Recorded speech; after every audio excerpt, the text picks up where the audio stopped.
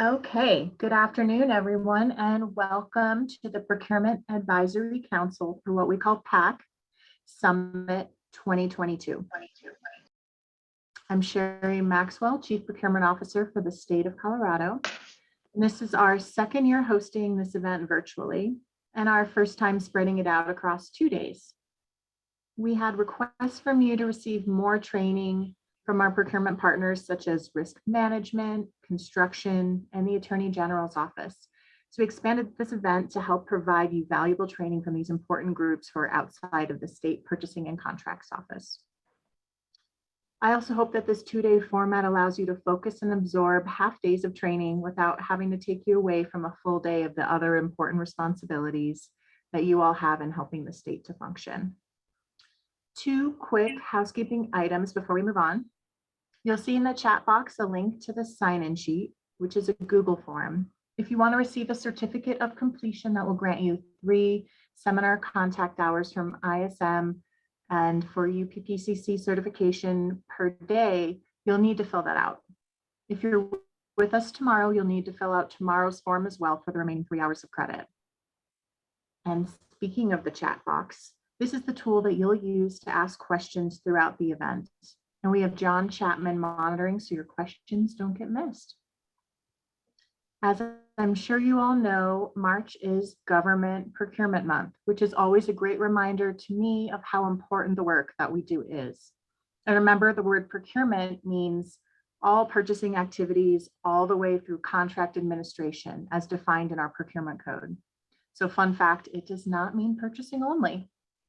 Procurement is essential. Without Colorado's public procurement professionals, our state wouldn't be able to carry out our missions or provide valuable services to the people. I am pleased to share that Governor Polis has continued the annual recognition of the critical function of procurement and has proclaimed March 2022 to be Government Procurement Month. I hope you're taking time at your agencies and institutions of higher education to recognize your teams. We have 2 new members of the SPCO with us today that I would like to recognize. Rachel Camlett is a central contract specialist in the CCU and has been with us since September. We also have Sandy Schweitzer, our procurement performance management specialist, who is part of our procurement programs unit and joined us last October. Boy, it feels like if you have a bingo card, procurement definitely would have gotten a square, huh? They've both become invaluable members of the SPCO team, and we are very happy to have them. Okay, finally, it's always fun to see who is attending their first ever PAC Summit. If this is your first time attending, please go ahead right now and use the chat box to introduce yourself. Please share your name, your job title, and your agency so a member of our team can read that out loud.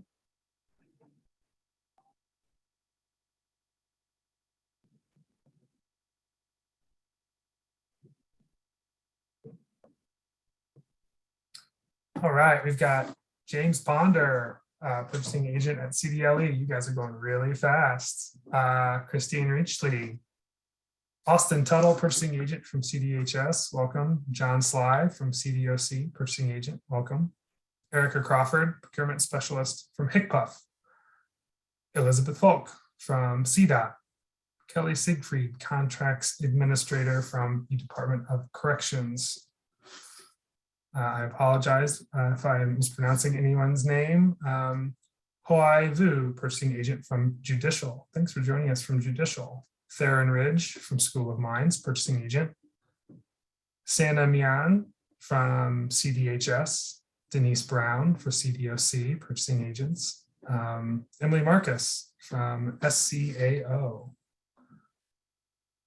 Anna Stern from Parks and Wildlife, contract administrator. Taylor Vassar from DOLA. Becky Holtz, Department of Corrections. We've got a lot here. Charles Robinson, Community College of Aurora. Don Zarubnicki from CDHS, contracts administrator. Gloria Cochin, coordinator from DOLA. Joanne Heimerman from School of Mines. Casey Cook Richardson, grant accountant from DNR, Corbin Pugh, contracts in property protection from State Historical Fund. Deb Rizik from CDPHE. Tess Arbogast, purchasing agent. Mario Montoya, IT operations and purchasing manager for the community college systems. Joe Oakes, contract administrator from CDOT. Greg Smith from CSU. Darla Weir, purchasing procurement specialist, CDPS. Lori Coolby, contracts administrator, CDHS. Teresa Frau, EDO, DPS, sorry. Cheng Li from HICPUF. Melissa Descartes, purchasing agent, School of Mines. Jennifer Garvin, purchasing agent, DOC. Chris Uckwig from DOLA. Jennifer Johnston, controller for Otero College. Sherry Warner, contract administrator for DOC. Mary Cooley, purchasing agent, Colorado Parks and Wildlife. Mark Doherty, Mark Doherty, contracts administrator. Karen Steiner from Front Range Community College. Danielle DeFlorian, contracts administrator from CDLE. Nancy Katz, also from CDLE. Steve Waldman from CDOT. Steve, I don't think this is your first one. I know you've been to these before. Christine Contreras, purchasing director for DORA. Liz Laposa, contract management specialist for judicial. Brian Pattison from CDOS. Welcome, Brian.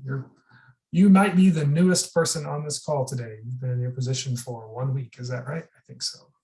Laura Dries, contracting manager from DOLA.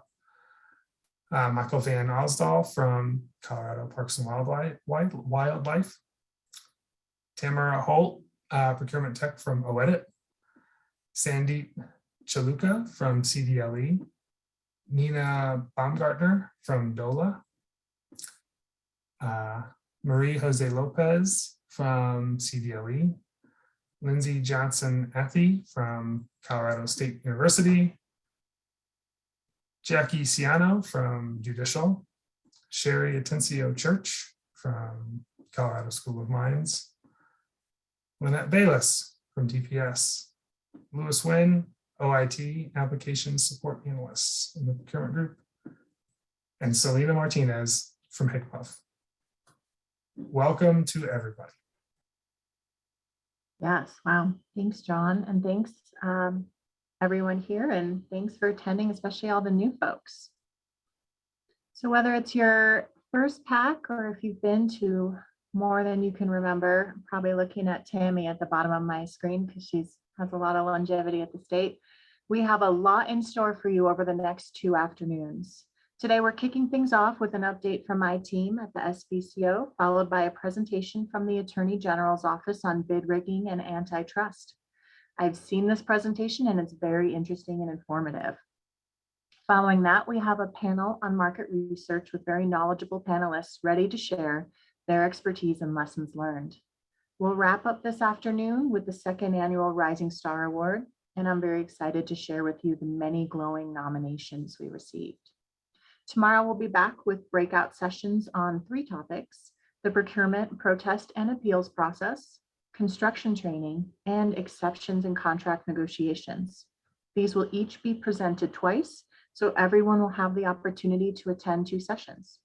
Also, both the main session and the breakout sessions will be recorded, so we'll be posting everything online following the event, including presentations. All right, first on today's agenda, we have updates from the SBCO. I'll start off with a CPO update, and then Barb Music, John Chapman, and Nate Weatherford will share updates from their teams. As you think of questions, please follow the instructions from the welcome slide and enter them into the chat box. We'll read them aloud and address them at the end of each session. Thanks, and let's get started.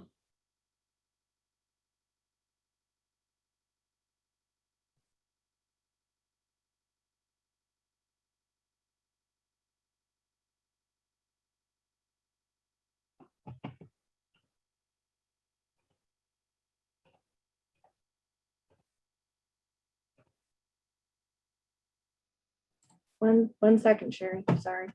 No problem. I think we're at the end for the practice.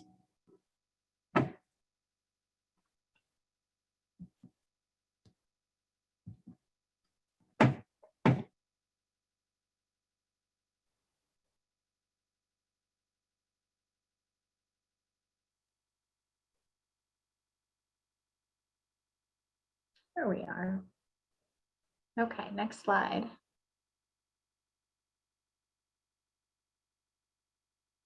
Here we are. Thanks so much. Okay, my update will be pretty short. So in case you haven't heard, we are in the process of rulemaking and plan to have higher bidding and commitment voucher thresholds that will hopefully be effective July 1st. So please check with your agency or institution of higher ed procurement official or the SPCO or the Office of State Controller websites for more detailed information regarding the threshold increases, and feel free to provide any feedback by March 10th. And secondly, for those of you following the state's equity efforts, we hired a consultant over the summer who recently wrapped up work on more detailed recommendations that were a follow-up to the state's 2020 disparity study. We're currently working with legislators to determine next steps, and we'll of course keep you all posted on this and our other projects. We're all very busy here at the State Purchasing and Contracts Office. Barb, John, and Nate will discuss some of the continuous improvement items that they are working on in their units, such as new templates, system updates, and training. So take it away, Barb.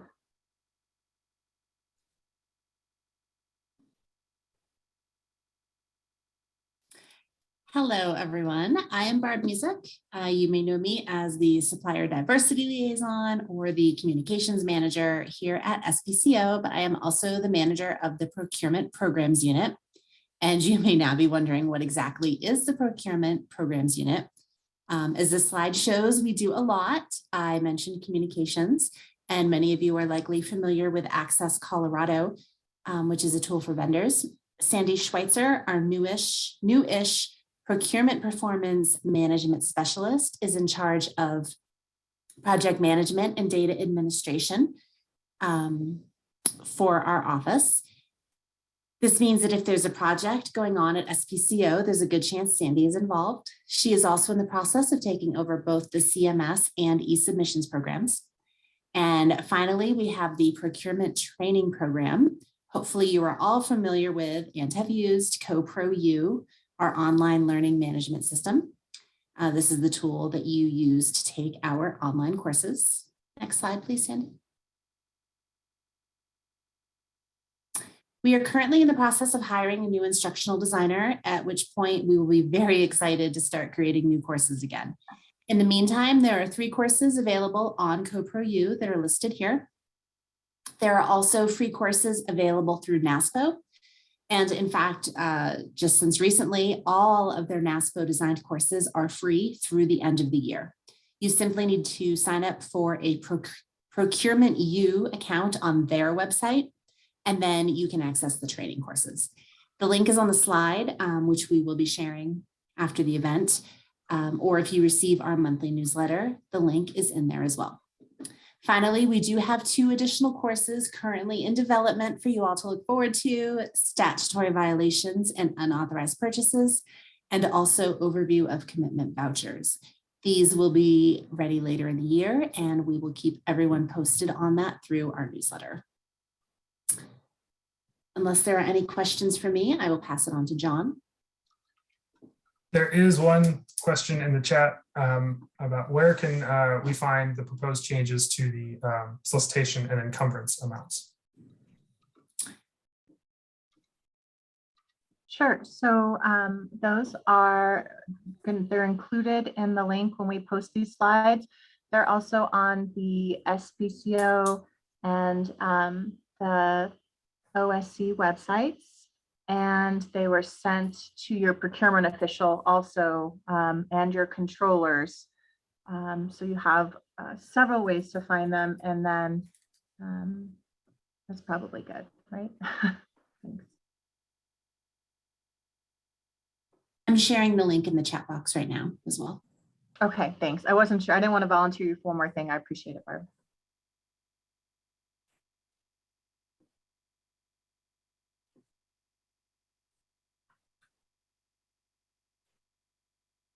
Any other questions?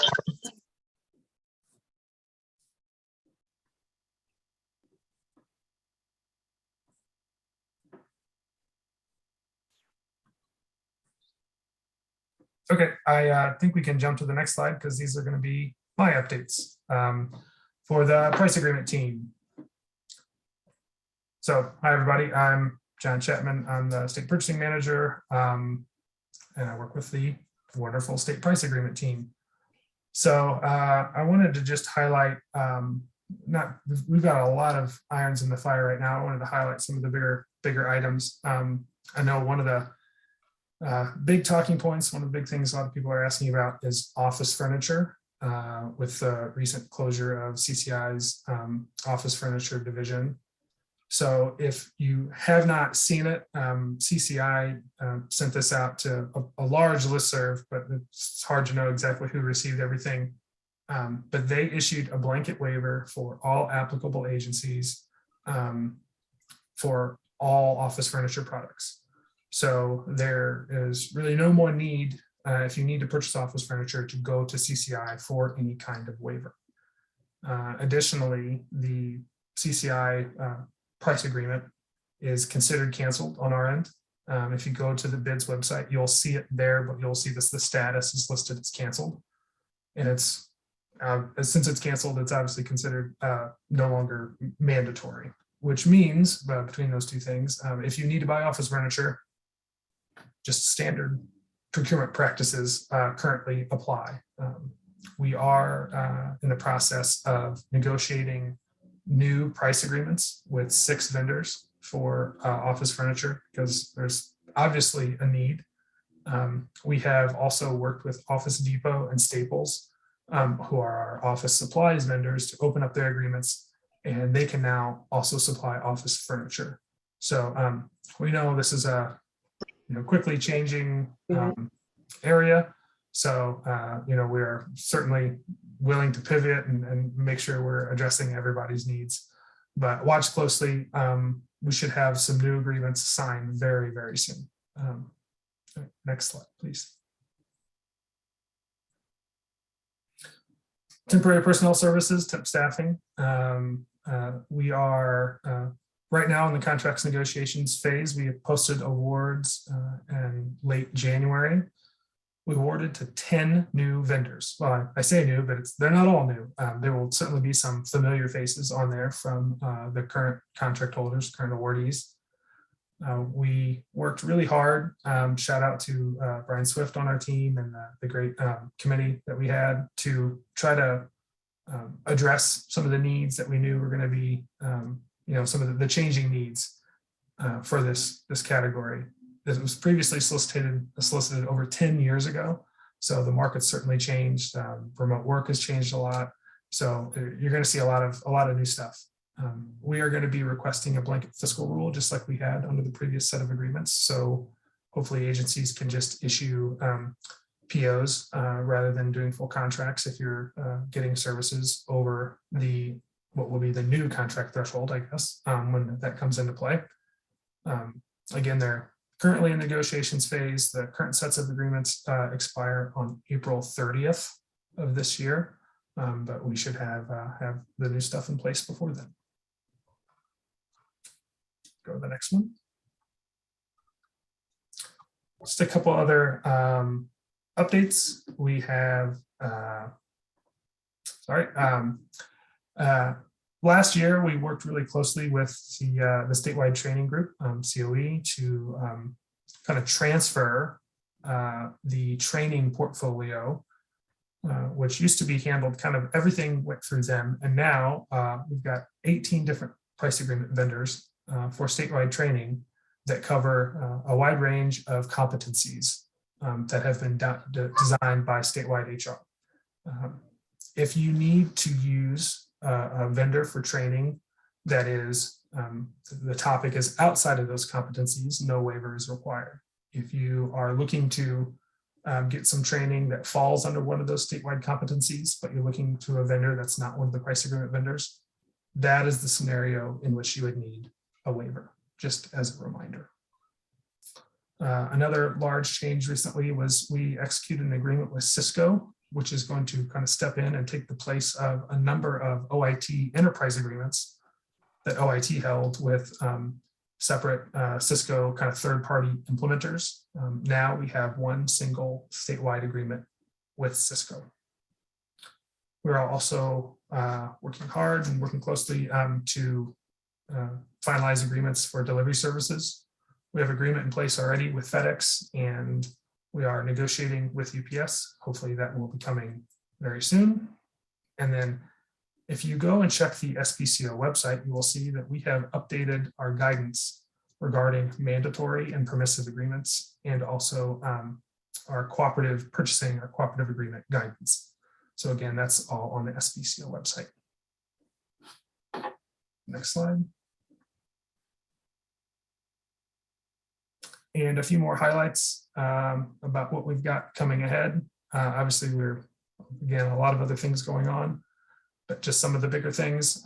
We are in the solicitation phase right now with transcription services.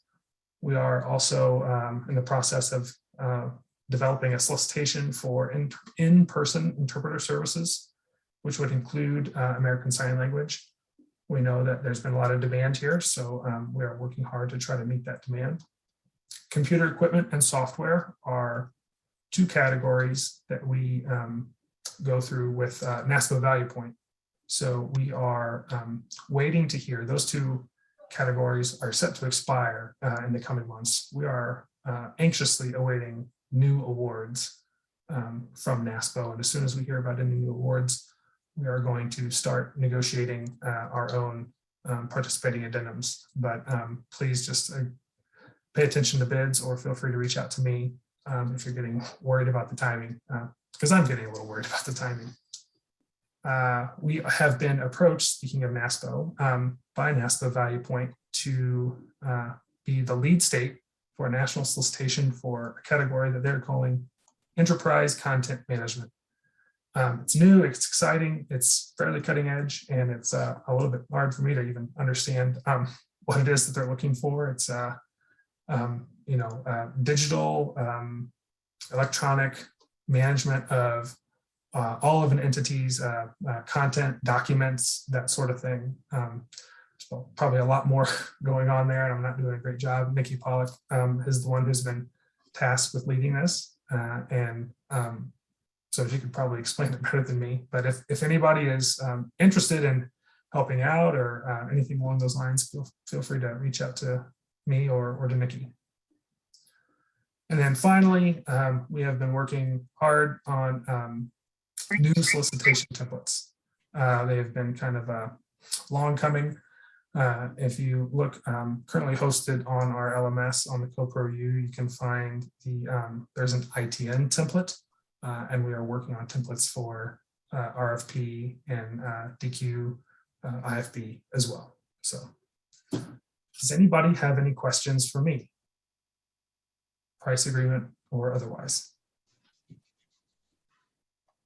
There's no questions, John, in the chat box. Okay, all right, well then I'm going to pass it to Nate. Good afternoon. Policy updates. The statutory violations policy was updated, went into effect September 9th, 2021, last fall. Settlement agreements and taxation and the technical guidance policy was updated at the beginning of this year, January 4th. Tribal nations policy, that went into effect 24th of January, 2022. Congrats and kudos to Ron Feet for negotiating that. And lastly, the lease classification was discontinued 6/30/2021 with changes in gas fee reporting. Those are the notable policy updates since our last meeting. Next slide, please. Template changes since our last meeting. The grant agreement, intergovernmental grant agreement, the grant federal provisions, tribal nation grant template, and SLFRF templates have all been updated or issued since our last meeting. Kudos again to Ron on the tribal templates and the grant team at OSC for the SLFRF templates. Next slide, please. So coming soon, we have some notable changes. The last two special provisions in fiscal rule and in our contracts are being dropped. Those changes are legislative in nature. And we're also will be adding accessibility language updated. So we hope to have those templates coming out here as soon as possible so that state agencies and institutions of higher education can use those in this upcoming fiscal year. Policies in the works, vendor agreements and limitations of liabilities, and other policy updates because of fiscal years, but substantive changes to vendor policy, vendor agreements, and limitations of I see is liability. all hands. Various Next slide, please. options. A continuing update for the CMS system, contract management system. We're in the final stages of working out the bugs between the software we were using and the newest version we will be using. So there's an 11-year difference there. So we've got a few issues to work out to make sure that the public facing portal of the system still operates and still pulls that system, the information out. And that's a wrap for me. Back to you, Sandy. Unless there's any questions.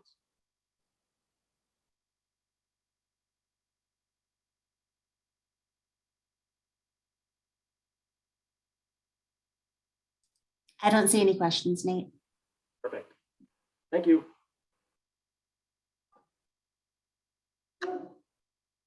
Great. Well, I feel so fortunate to work with this entire SBCO team. Everyone, as you can tell, these are just some of the things that we're all working on in addition to the regular services we provide. So again, thank you everyone for everything that you're doing. Okay, so our next topic is bid rigging and antitrust. Carla Baumel is an assistant attorney general who works in the antitrust unit of the Colorado Attorney General's office. Carla assists the antitrust unit by monitoring, investigating, and litigating potential violations of state and federal antitrust laws that harm Colorado businesses and consumers. Over the past year, Carla has worked to help develop the Colorado Attorney General's bid rigging outreach and detection program by building relationships with procurement officials and offering resources and support to ensure public bidding processes are fair and free of collusion. Thank you, Carla. Go ahead and get started. Thank you. Thank you so much for having me. This is my first PAC Summit, so thank you all for the opportunity to speak. We recognize maybe some of you have had some bid rigging training before, maybe you haven't, but hopefully today you can walk away with a general understanding of what it is that we at the Colorado Attorney General's office can do for you, and just general knowledge about what bid rigging is all about. As our moderator kindly noted, my name is Carla Baumel. I do work for the Colorado AG's office. I'm going to be doing just an introductory presentation and taking questions throughout the presentation. So if you do have questions, do not be shy, enter them into the chat. We're going to attempt to make today's program a little bit more engaging by doing some polling. So please do respond to those polls when they appear on your screen. Next slide, please. All right, so just a little roadmap of what we'll be going over in the next 45 minutes to an hour. I'm going to begin by explaining who we are here at the AG's office. I'll summarize the law here in Colorado and at a federal level as it relates to bid rigging and antitrust. Then I'll offer some preview about red flags that you might want to stay attuned to maintain the integrity of all of your bidding and procurement processes. And last, of course, I will outline a few ways in which you can help to ensure that these, again, processes are fair and free of any types of collusive behaviors. At this point, I should note that I'm giving this presentation here today on my own behalf. The opinions or thoughts that I offer are not those of the Attorney General himself. They are expressly and fully my own. If, like I said, you have any questions, please enter them into the chat and we will address them as we move along. Next slide, please. Okay. So as I mentioned earlier, I work for the Colorado Attorney General's office. The Attorney General, broadly speaking, is the lawyer for the people and entities in the state of Colorado. We have multiple divisions here at the Department of Law, one of which is the Consumer Protection Section. The Consumer Protection Section broadly protects consumers in the state from many sorts of harmful and illegal activities. One of those illegal activities is consumer fraud. And today's presentation on bid rigging involves the intersection of antitrust law, fraud, and bidding processes. Next slide, please. Okay, so now we're going to attempt poll number 1. This is just to give us a sense of where we're starting at in terms of familiarity with some of these topics. If we can use that Zoom poll 1, perfect. Have you attended a training on bid rigging before? This is so hopefully just a simple yes or no answer. I'll give everyone a minute to enter their selections.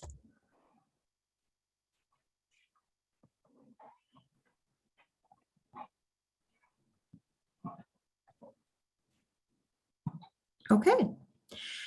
Initial results are in. We have, and I'm not sure if these results are viewable to the participants in the training, but in case they are not, we have 38% saying yes, 63% saying no. That is not uncommon. Most people who we speak to in these sorts of trainings have not had exposure to bid rigging trainings before. So we will keep most of our presentation today at that very basic level. Next slide, please.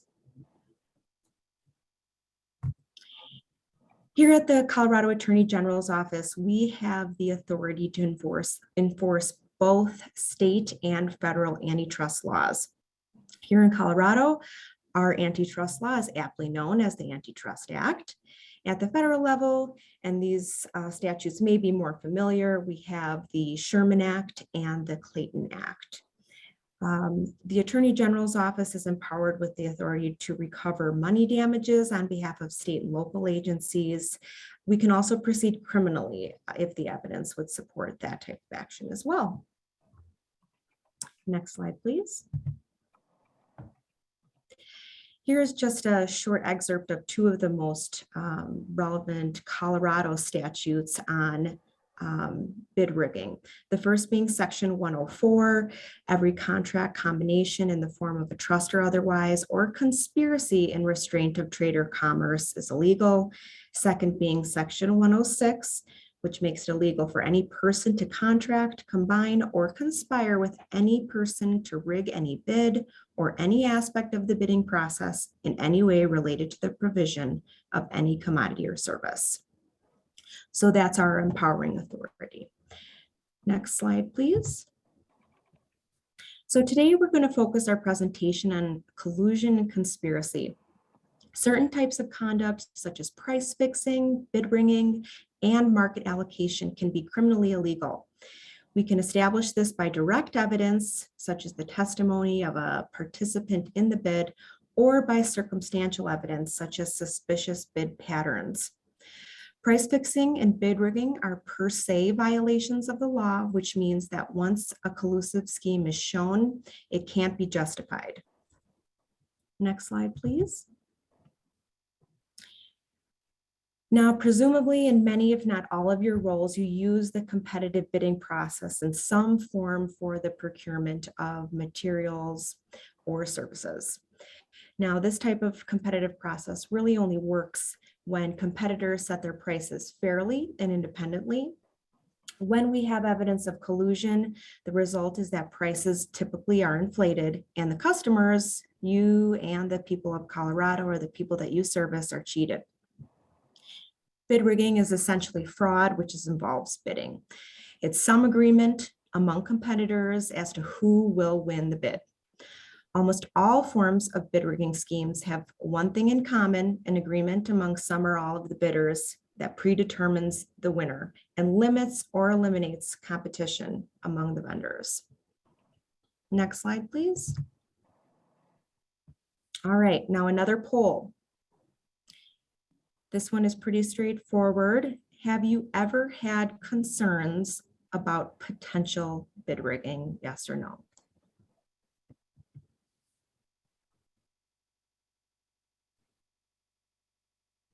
Give it a minute.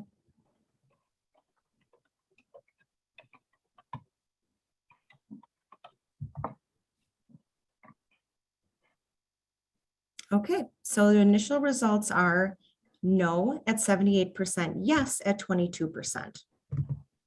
Concerns about bid rigging are extremely important, and I hope after today's training you feel like you have a little bit better understanding about what to look for and what to do in the event you have those concerns. Next slide, please. Now, there are a number of reasons why we at the Attorney General's office are keyed into bid rigging and the integrity of competitive bid processes, but just a couple of reasons why we think that you all should care about this type of behavior. First and foremost, government entities at any level, local, municipal, county, or state, are very large consumers of goods and services. Unfortunately, government entities are often the target of attempts to collude or conspire and undermine competitive processes. As you'll see today, there are a number of ways in which this type of manipulation of procurement processes can work. The theme here is that we are going to highlight some examples of what it means to rig bids or collude to undermine competitive processes, but there really are a number of variations, some of which we couldn't even, some of which we can't explain today because they inherent in their nature have not been discovered, or that they're novel and unique to a particular bid specification or process.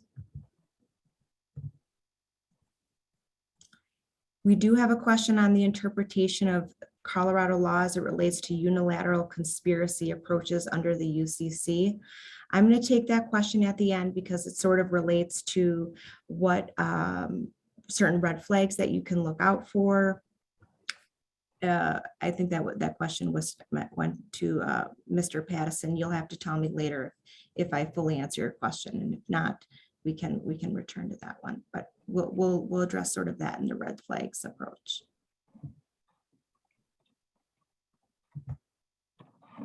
Next slide, please. Poll number 3.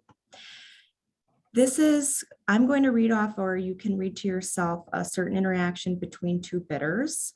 The question here is whether this is a problem. Bidder 1, I can make a great return on the construction contract if I can win with a bid of $300,000. If you let me take this one, I'll give you the next. And the response, no worries, I'll put in a comp bid for $350,000. Since we're going to be the only two bidders this time, you'll get it. I'll take the next one. So the poll question is this a problem? Yes or no?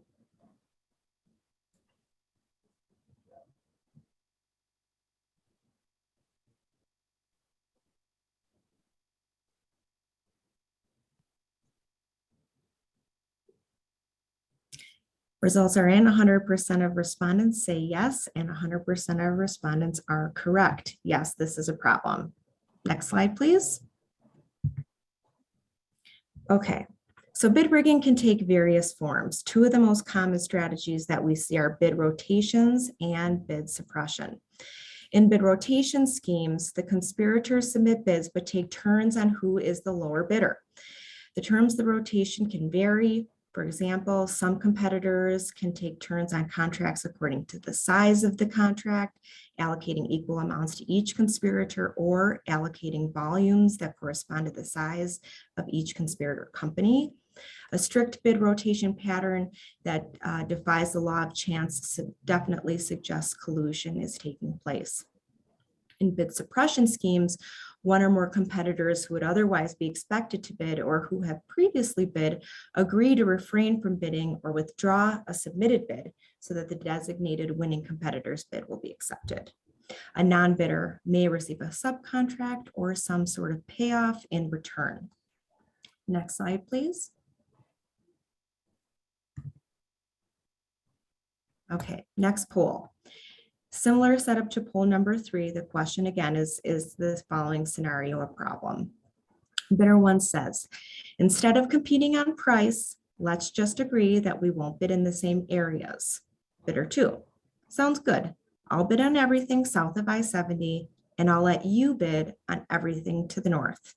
That way we each get half and can keep our prices high. So the question is that a problem?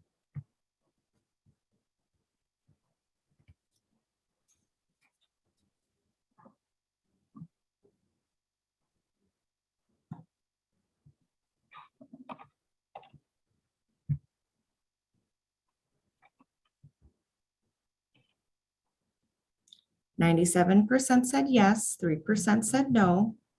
The answer to this one is also yes. Although these are, and we'll go on to the next slide. Thank you. Okay. So 2 other common bid rigging sort of schemes involve customer or market allocation and complementary bidding. So market division or allocation schemes are schemes in which competitors divide markets amongst themselves. So in these type of arrangements, competing firms allocate specific customers often, or the types of customers, products, or territories among themselves. So one competitor will often be allowed to sell or bid on contracts involving certain customers or types of customers. And in return, that particular bidder agrees not to sell to or bid on contracts involving customers allocated to the other competitors. In other schemes that sort of fall into this general category, competitors agree to sell only to certain customers in various geographic areas and refuse to sell to or quote intentionally high prices to customers in geographic areas allocated to other companies. Complementary bidding schemes are also known sometimes as cover or courtesy bidding schemes. Those happen when competitors agree to submit bids that are either too high to be accepted or contain special terms that will not be acceptable to the buyer.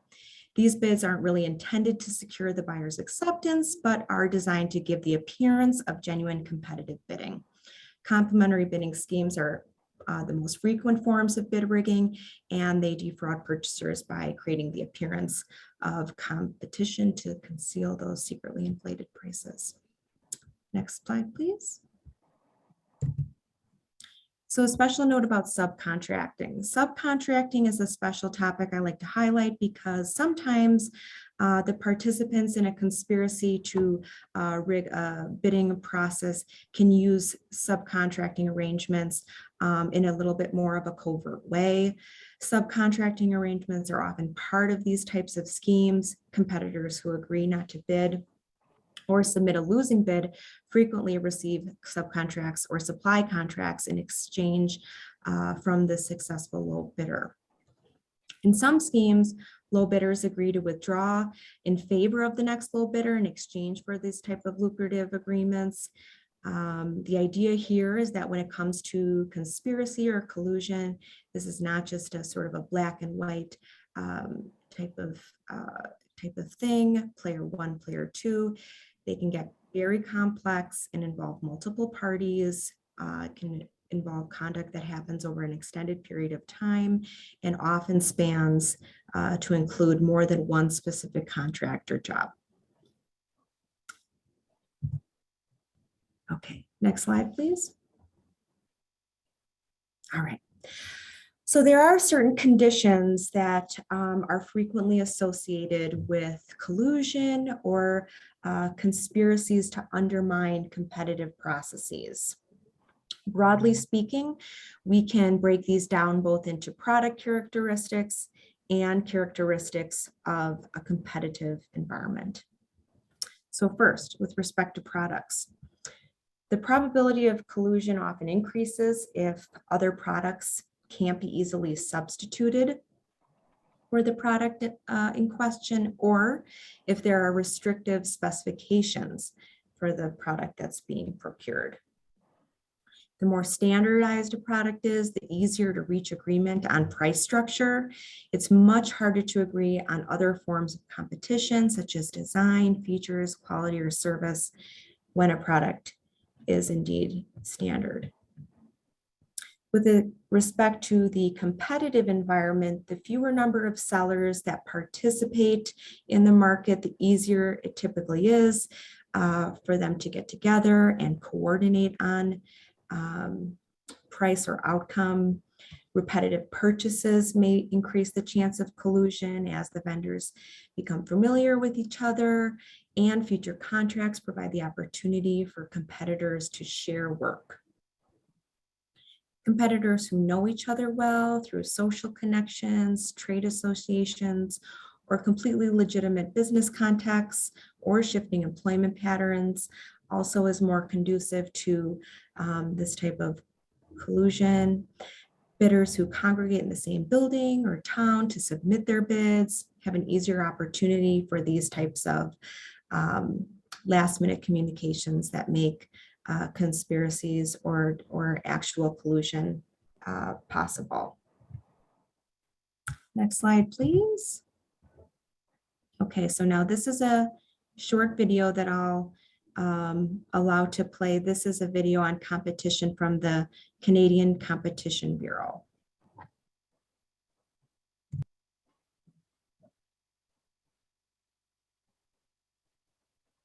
Everybody loves to be a winner. Sometimes it's by luck. Most times it's by good old-fashioned hard work.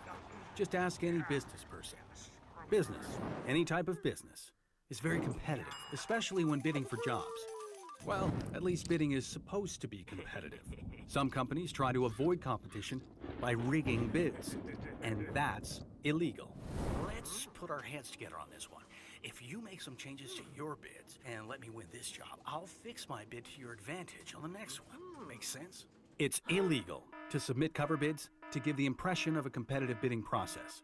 Your punishment can include a big fine, even jail time. Psst.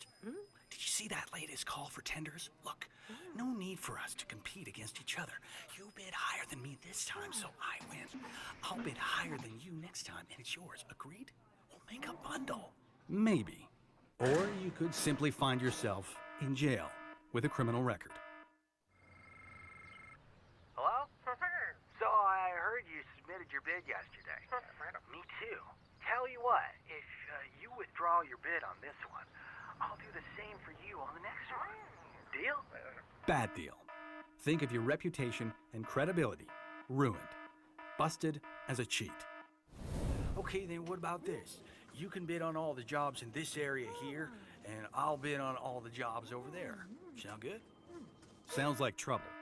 It's illegal for suppliers to agree not to compete in designated geographic regions or for specific customers.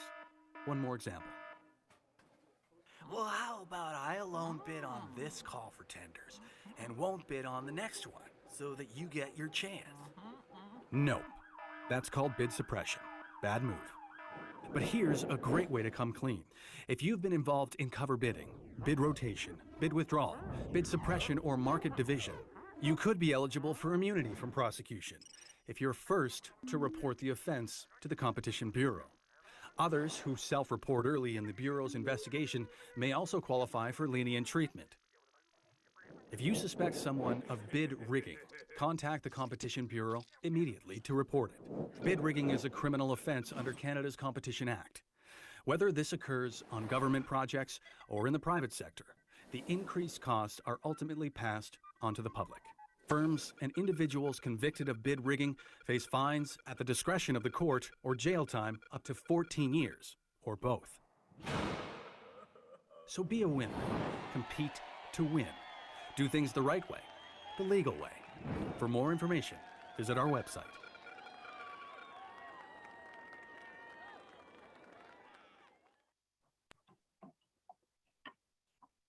Thank you. We can go on to the next slide.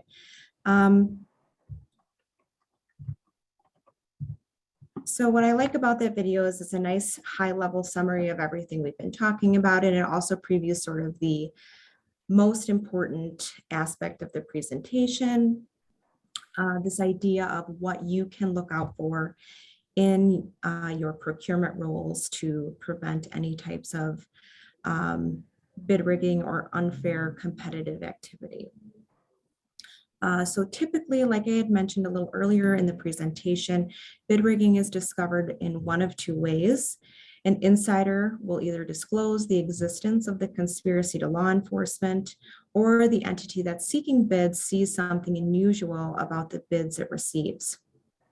Detecting these schemes can be very difficult, as the agreement between bidders are often usually done in secret, and only the participants have direct knowledge of the conduct.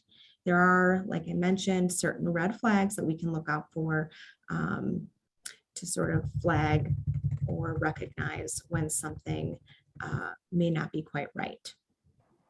Next slide, please. Okay, so the first set of red flags that I'll be going over today relate to the actual submissions that you will get from potential bidders. The theme here and the theme in the subsequent slide again is things that may seem like they're patterned, things that suggest that there's been communication or coordination, but we'll get to these specifics here now. Simultaneous bidding. So this means bids come from two or more companies at the same exact time. This sort of is separate and apart from, say, bids that come in collectively around a deadline, understanding, of course, most people want to submit their bidding packages on time and timely. This would be something that suggests that bids are coming in very close in sequence and when they otherwise might not. Post-submission bid modifications. This is pretty straightforward. This would be something that would involve a bid being submitted, but then taken back without any type of reasonable explanation of why that's happening. Pre-submission meetings. This would be any two or more companies meeting prior to their submission. This is a particularly important red flag, and I'll reference it again in a coming slide. Abrupt or unexplained bid withdrawals. For this, you might see a company altogether stop bidding on certain products or in certain areas, or after requesting a bid packet, deciding not to move forward. Reduction in bidders. Fewer companies may submit bids than they normally do or than you expected. This can be particularly suspicious after a new entrant comes into the market. Bids that are particularly close, indicating the submission may have been aware of one submission may have been aware of another's bid, or if you observe similarities in submission, whether in email, on the postmark or fax line. Last, sloppy bidding packages.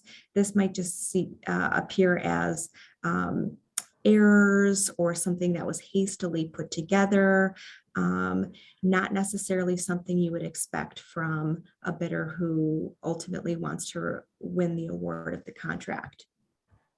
Last, something just doesn't seem right. Intuition plays a role here. Ultimately, you and your colleagues are the people who know these processes best. And if something seems off, it very well may be the case that there is.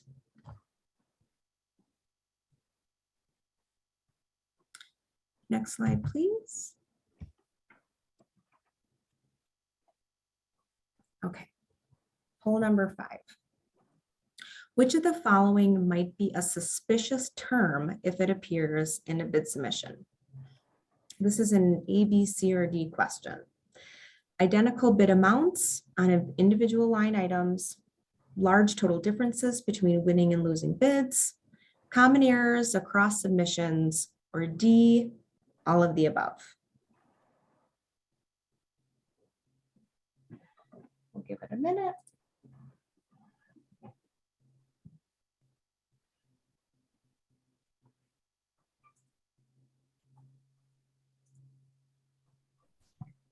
Sec.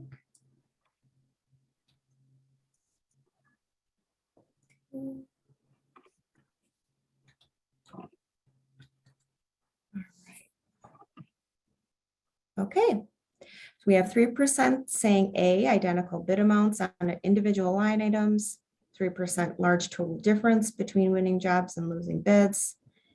Common errors across submissions got 4%, and 90% all of the above. Correct answer is D, all of the above, which I suppose for everybody was in some measure correct here. All of these are suspicious bidding terms. And if we can go to our next slide.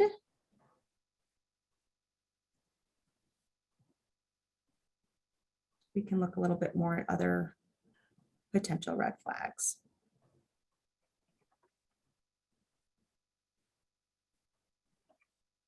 I think we're having just a bit of a delay between the poll function and the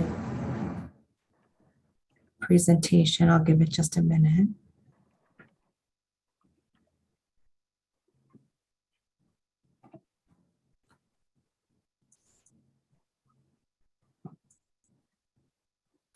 It seems like Sandy seems like we lost her. So I'm going to go ahead and share the slides. So Carla, just make sure I'm on the right slide once they come up. Okay, no problem.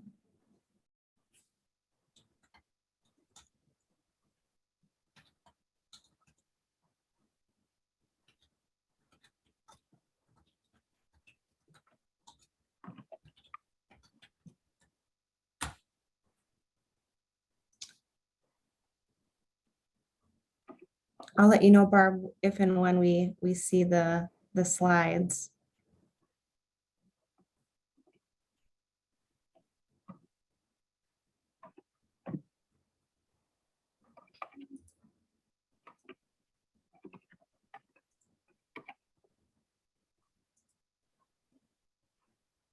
Oh, there we are. 20, there we go, perfect. All right, thank you. All right, so some potential red flags, terms, and pricing. So this is a non-exclusive list of things that might strike as suspicious if it relates to the terms or conditions of a bid package that you're reviewing. The first is any unexpected increases or decreases in bid amounts, bid price increases or decreases that vary unexpectedly without any known reason from previous years. This is, again, particularly an issue after new entrants come into the fold in a potential market. Another is identical transportation costs for companies regardless of their location. This can again suggest that there's been communication about a bid package and somebody is simply sort of transferring predetermined amounts from somebody else's research or bid materials. Next, companies submitting higher bids even when the economy is lagging or work is scarce. This would indicate again that the actual bid is disconnected in some form or fashion from the actual competitive marketplace. 4, identical bid amounts on individual line items. 5, price increments are the same on various items. This is the example I give is everything is 20 cents more. This could take a couple of different variations, percentage increases, percentage decreases. Again, the idea here is that there has been some type of communication among participants and adjustment of the bids in some like routine or patterned way. Common errors, typos, spelling, grammar, or something that appears like a copy paste. This was something I mentioned previously. It could be something as simple as like a repeat line on a fax area or punctuation. Simple things like this can transpose over if they're not being carefully monitored.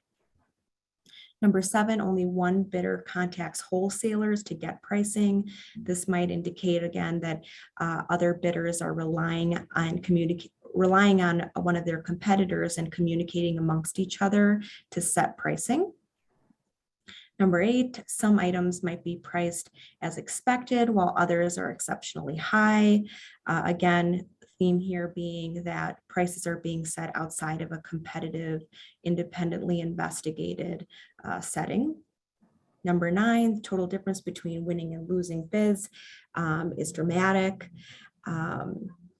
Other variations here that may not necessarily, that don't appear on the slide, but could include some type of engineered split on some aspect of the contract, significant increases by most bidders over previous prices when there's been no considerable change in costs.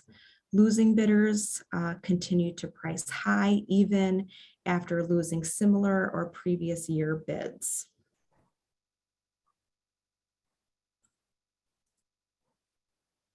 Statements. So these are statements that one might key into that would suggest something in the competitive environment isn't right. Finally, so similar bid language. Anything that appears verbatim across bid packages would be something that you'd want to key into. And correspondence from companies about their decision not to bid. This could be completely benign. There could be a completely legitimate basis for any entity or business that wouldn't submit a bid. It's just that there also could be important information in those communications as well. References to industry or standard pricing or price lists. Any advanced knowledge by a company of a competitor's bid or a decision not to bid.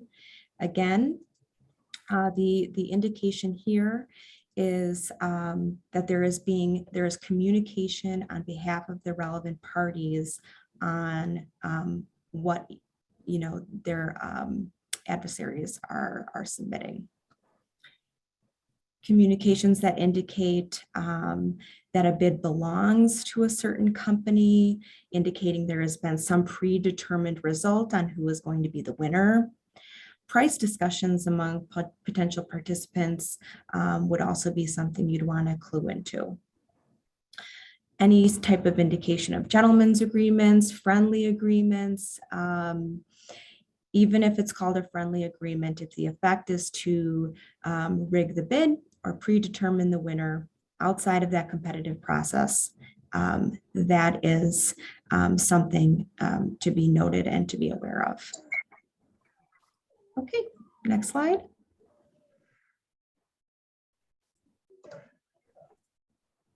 Okay, poll number 6. This is a little fun one because in the law we like to use a lot of Latin and that can be sometimes very confusing. So poll number 6, what does quid pro quo mean? Answer A, in good faith. B, something given or received for something else. D, what is said is done. Or D, deeds, not words. Carla, I'm not able to pull up that poll for some reason. So maybe people could just put it in the chat box or you could just tell us the answer. Sure. Yeah, let's just see in the chat what people are going to say.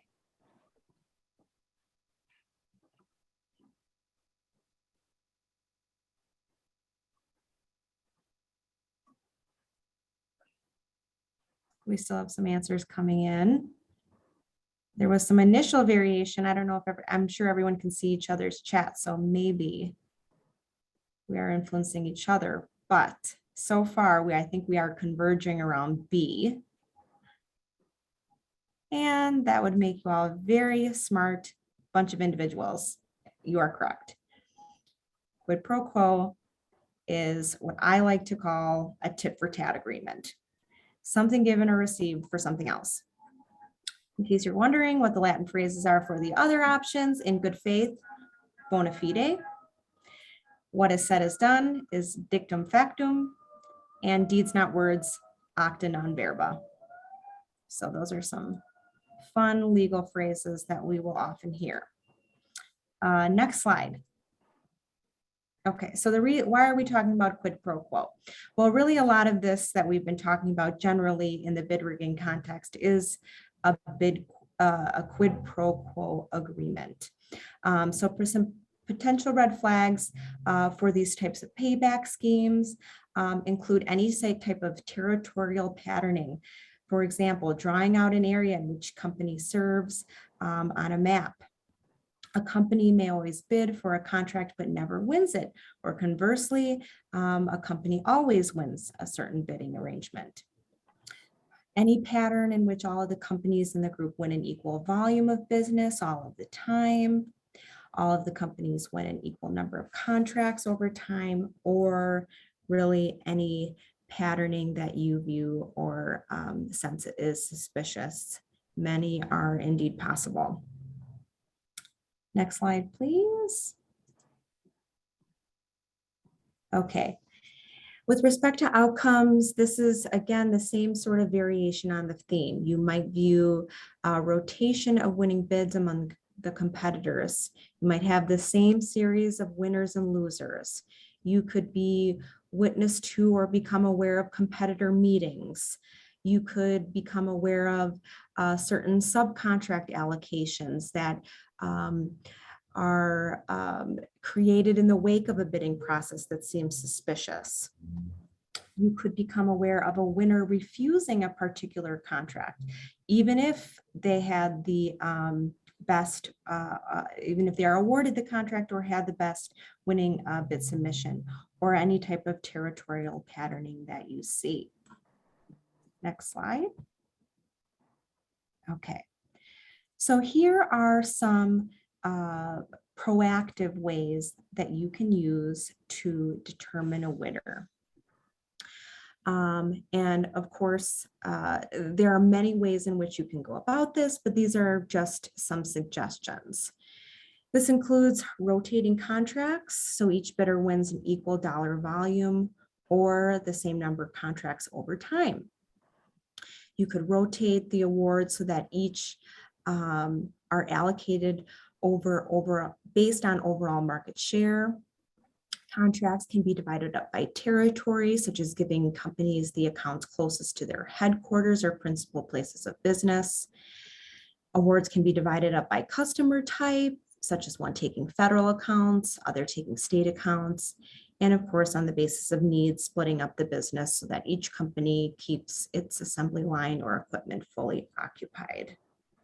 Again, the theme here is solutions have to be adapted, of course, to the particular market or the particular bid package or procurement need you have. It can be done in a variety of ways. Next slide. Okay. Last, we have some other ideas here on some potential ways to proactively ensure that you have a competitive process. The first is specification drafting.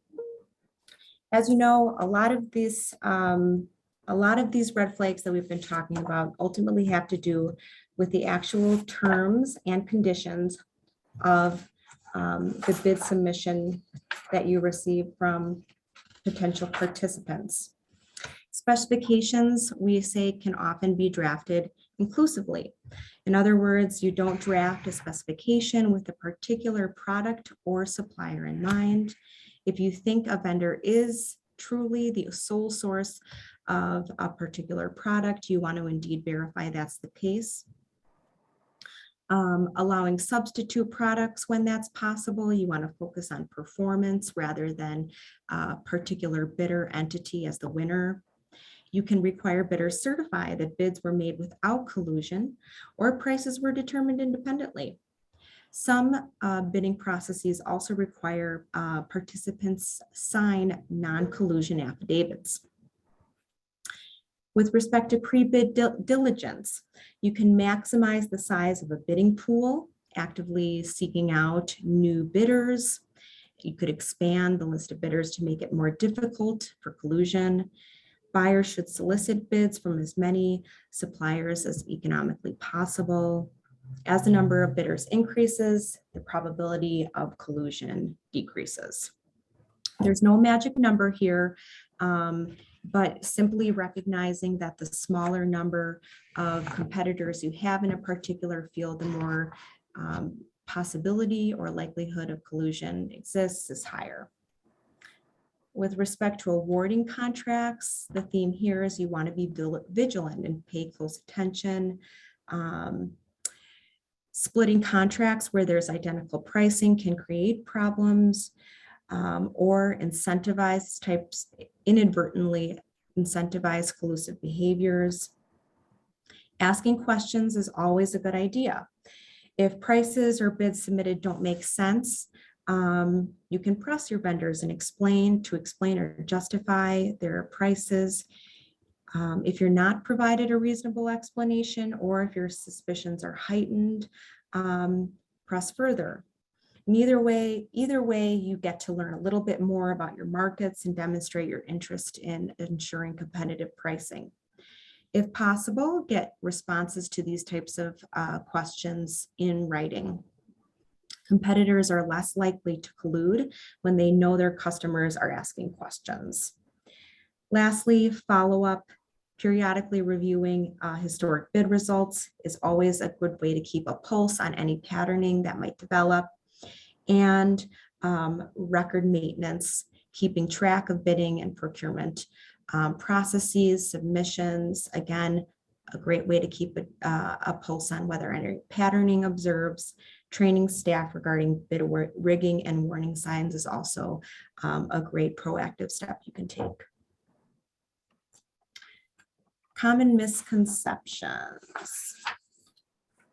So if you see something unusual, what do you do? So a lawyer will always tell you, first step, if you suspect something unusual, is document as frequently and as early as possible. Secondly, do not share that you have concerns directly with the participants. You can do your own due diligence first. Last, contact our office and we can look into it in partnership with you. Next slide. Okay, so common misconceptions. 90% of people who don't report bid rigging or really any type of fraud that they suspect fall into one of these two categories. The I can't prove anything category or the I don't want to get anyone in trouble category, both of which are completely understandable. However, with respect to the I can't prove anything point, that you have to understand that's never our expectation. It's not your job to prove anything. That is our job.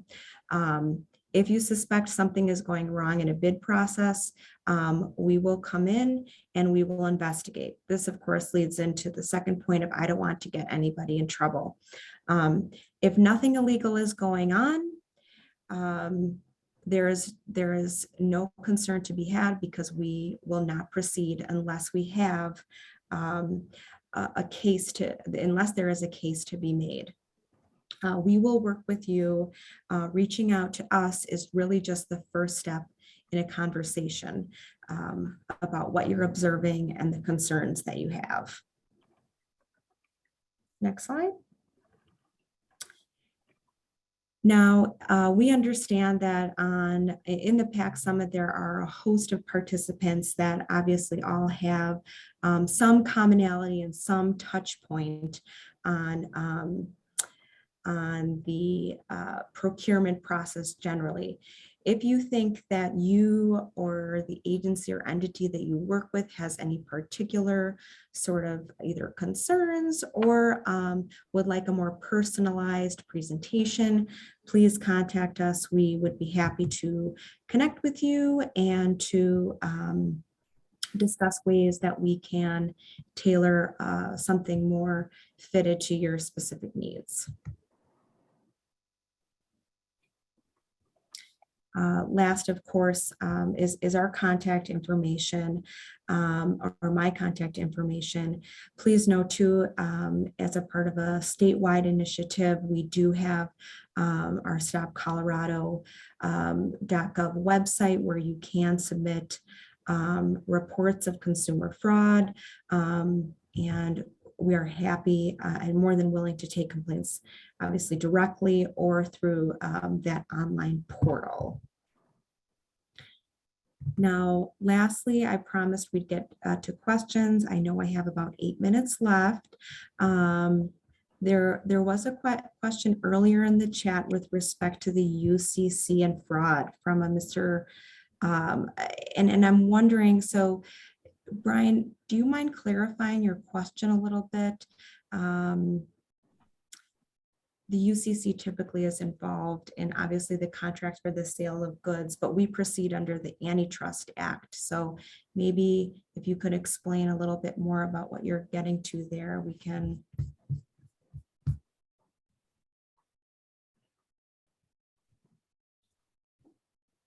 So while I wait for a clarification on the interplay between UCC and our Antitrust Act, the first question in the chat is how many possible bid rigging cases you see per year. So generally, I will say, obviously the subject of specific investigations are always confidential, but we do review all cases expeditiously, and I will say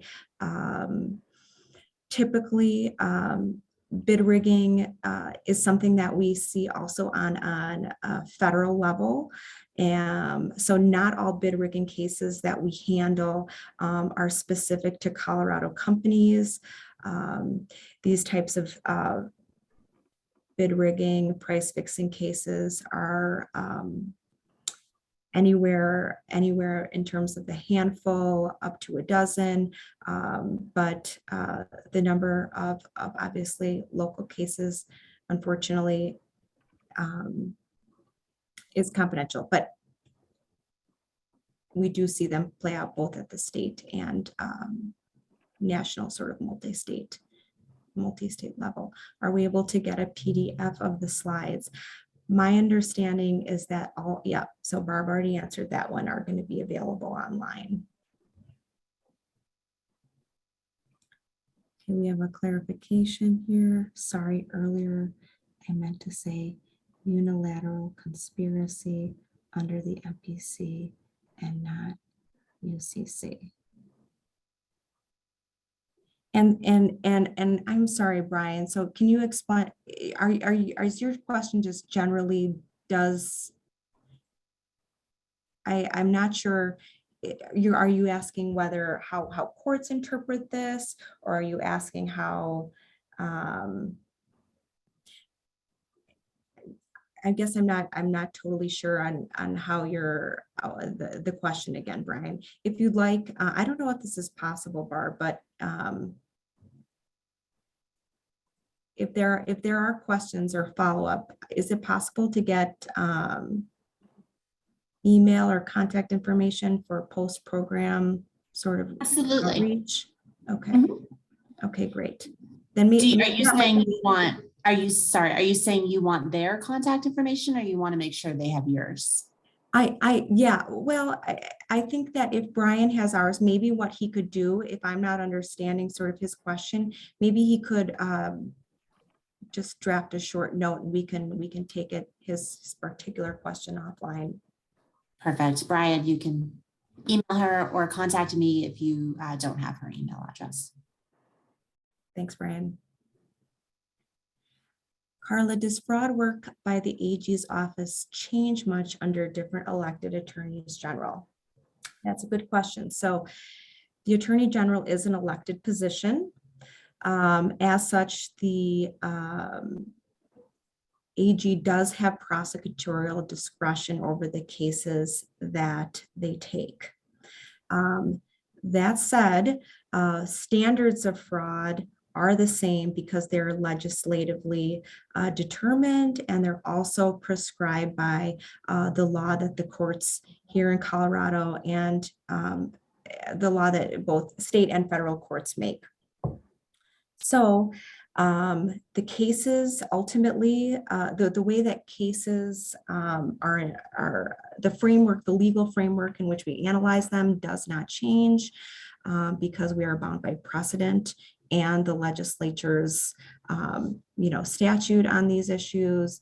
But that said, each AG does have some measure of prosecutorial discretion. So hopefully that answers your question, Eric. John, welcome back to Ralph Carr. Yes, we would love to give a presentation. We are all in the slow transition of returning to the office. So yes, the view behind me is indeed Ralph Carr. It's great to be here. Any other questions? I have about 3 minutes remaining with my time.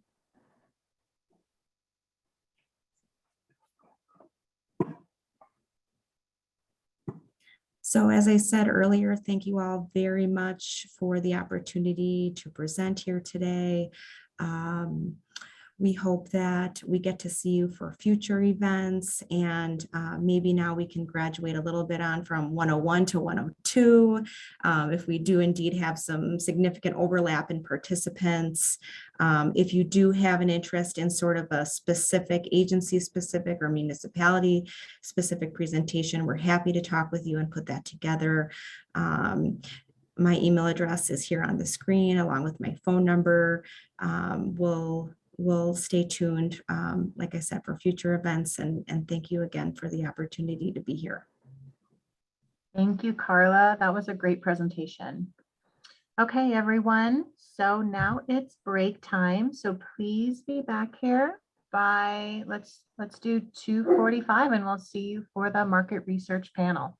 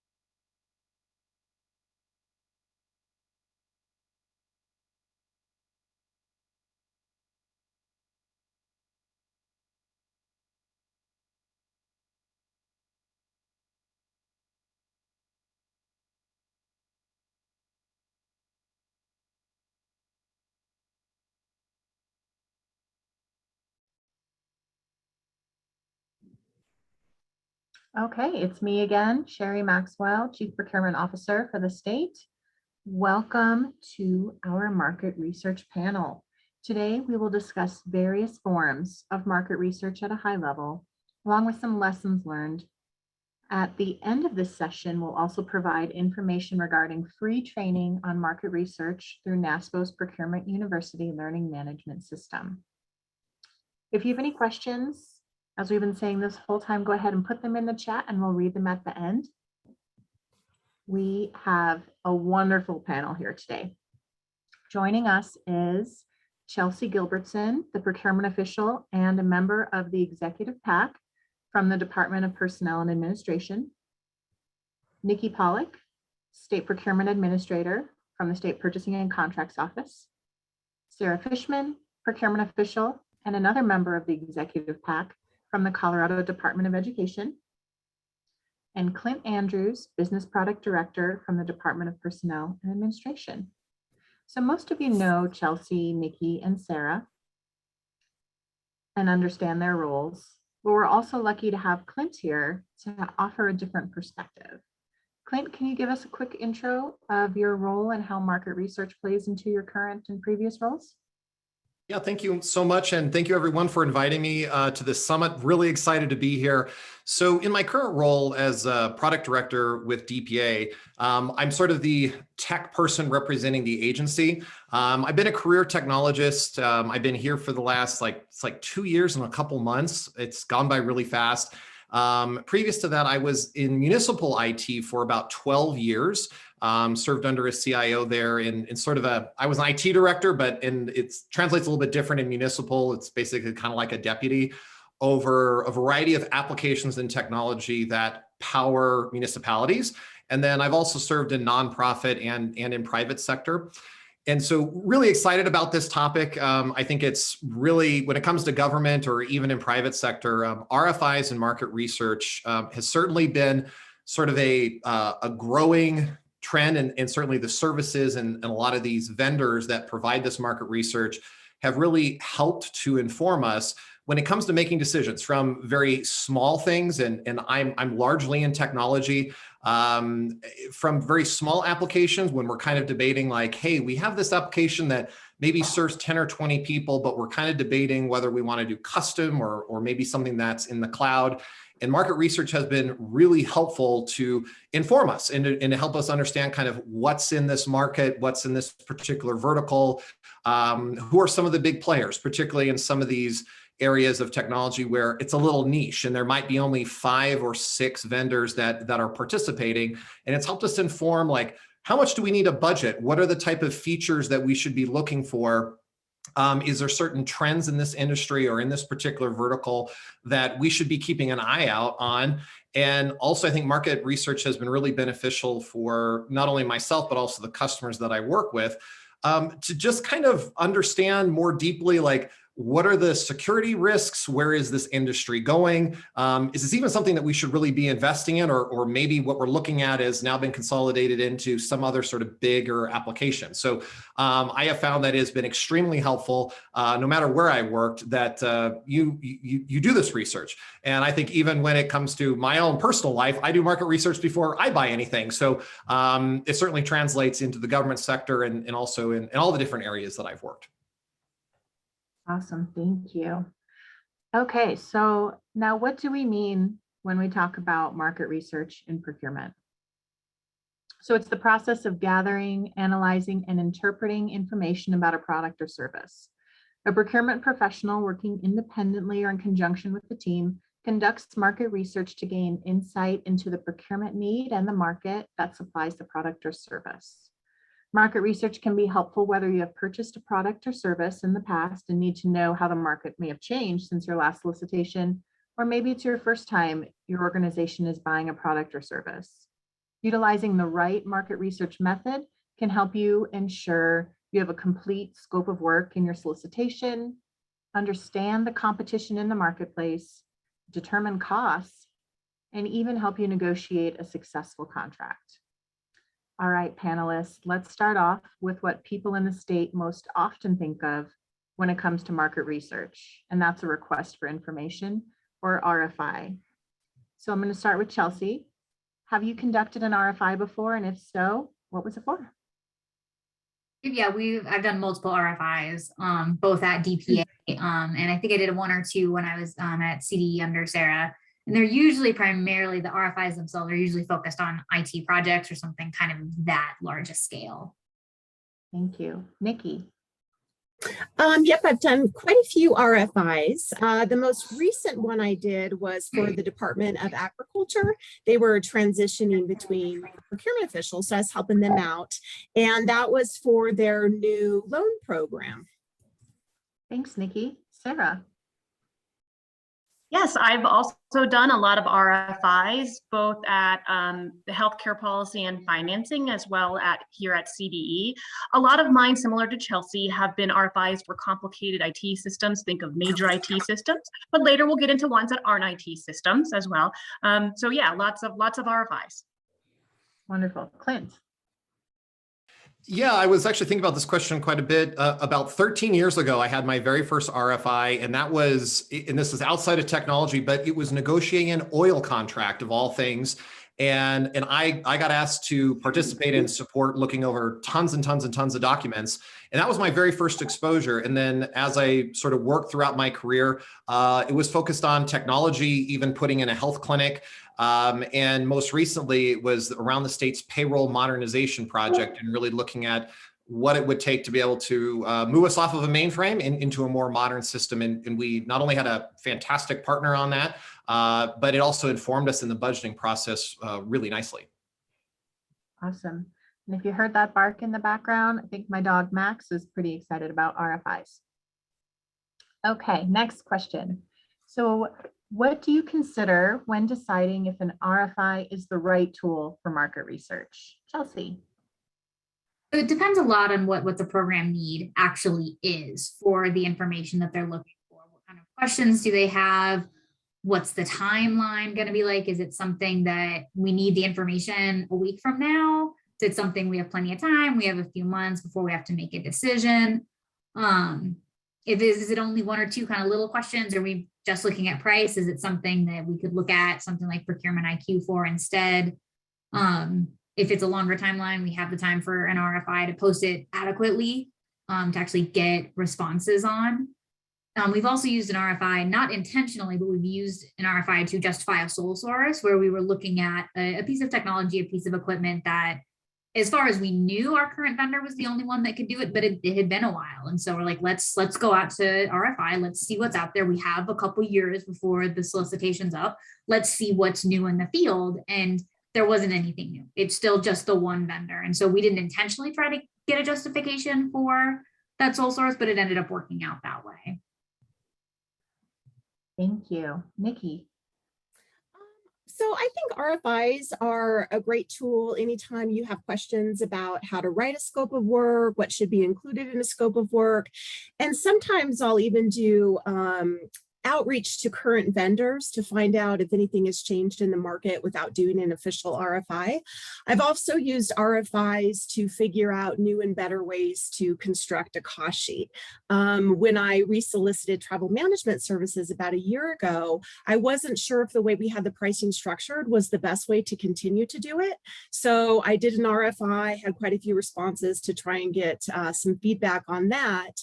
And I also think it's a really good tool if you're trying to figure out whether or not a commodity should be turned into a brand new category. So John had talked earlier about enterprise content management, and NASPO actually did an RFI, reached out to the vendors to find out if that was a category or a commodity that should be turned into a category. And they got a lot of good response from the vendor community. And then I also did an RFI for copiers and MPS. Those were once two separate categories, to find out whether or not they should now be combined into two. So I think there's a lot of good uses for it. Thanks, Nikki. Sarah. Yeah, so similarly to what Chelsea said, we look at things like timelines and how complex the solicitation is. One of the things, though, that we really look at, and this is actually in code, and I'm reading from code because I'm sure everybody loves when I do that, is a request for information may be used as a method to obtain preliminary information about a market or type of available service or product when there's not enough information readily available to write an adequate statement of work or specification. So one of the things I look at is, do I have enough information to write that statement of work or specification? If I don't have it, maybe my program has enough information to write that clear statement of work for the solicitation.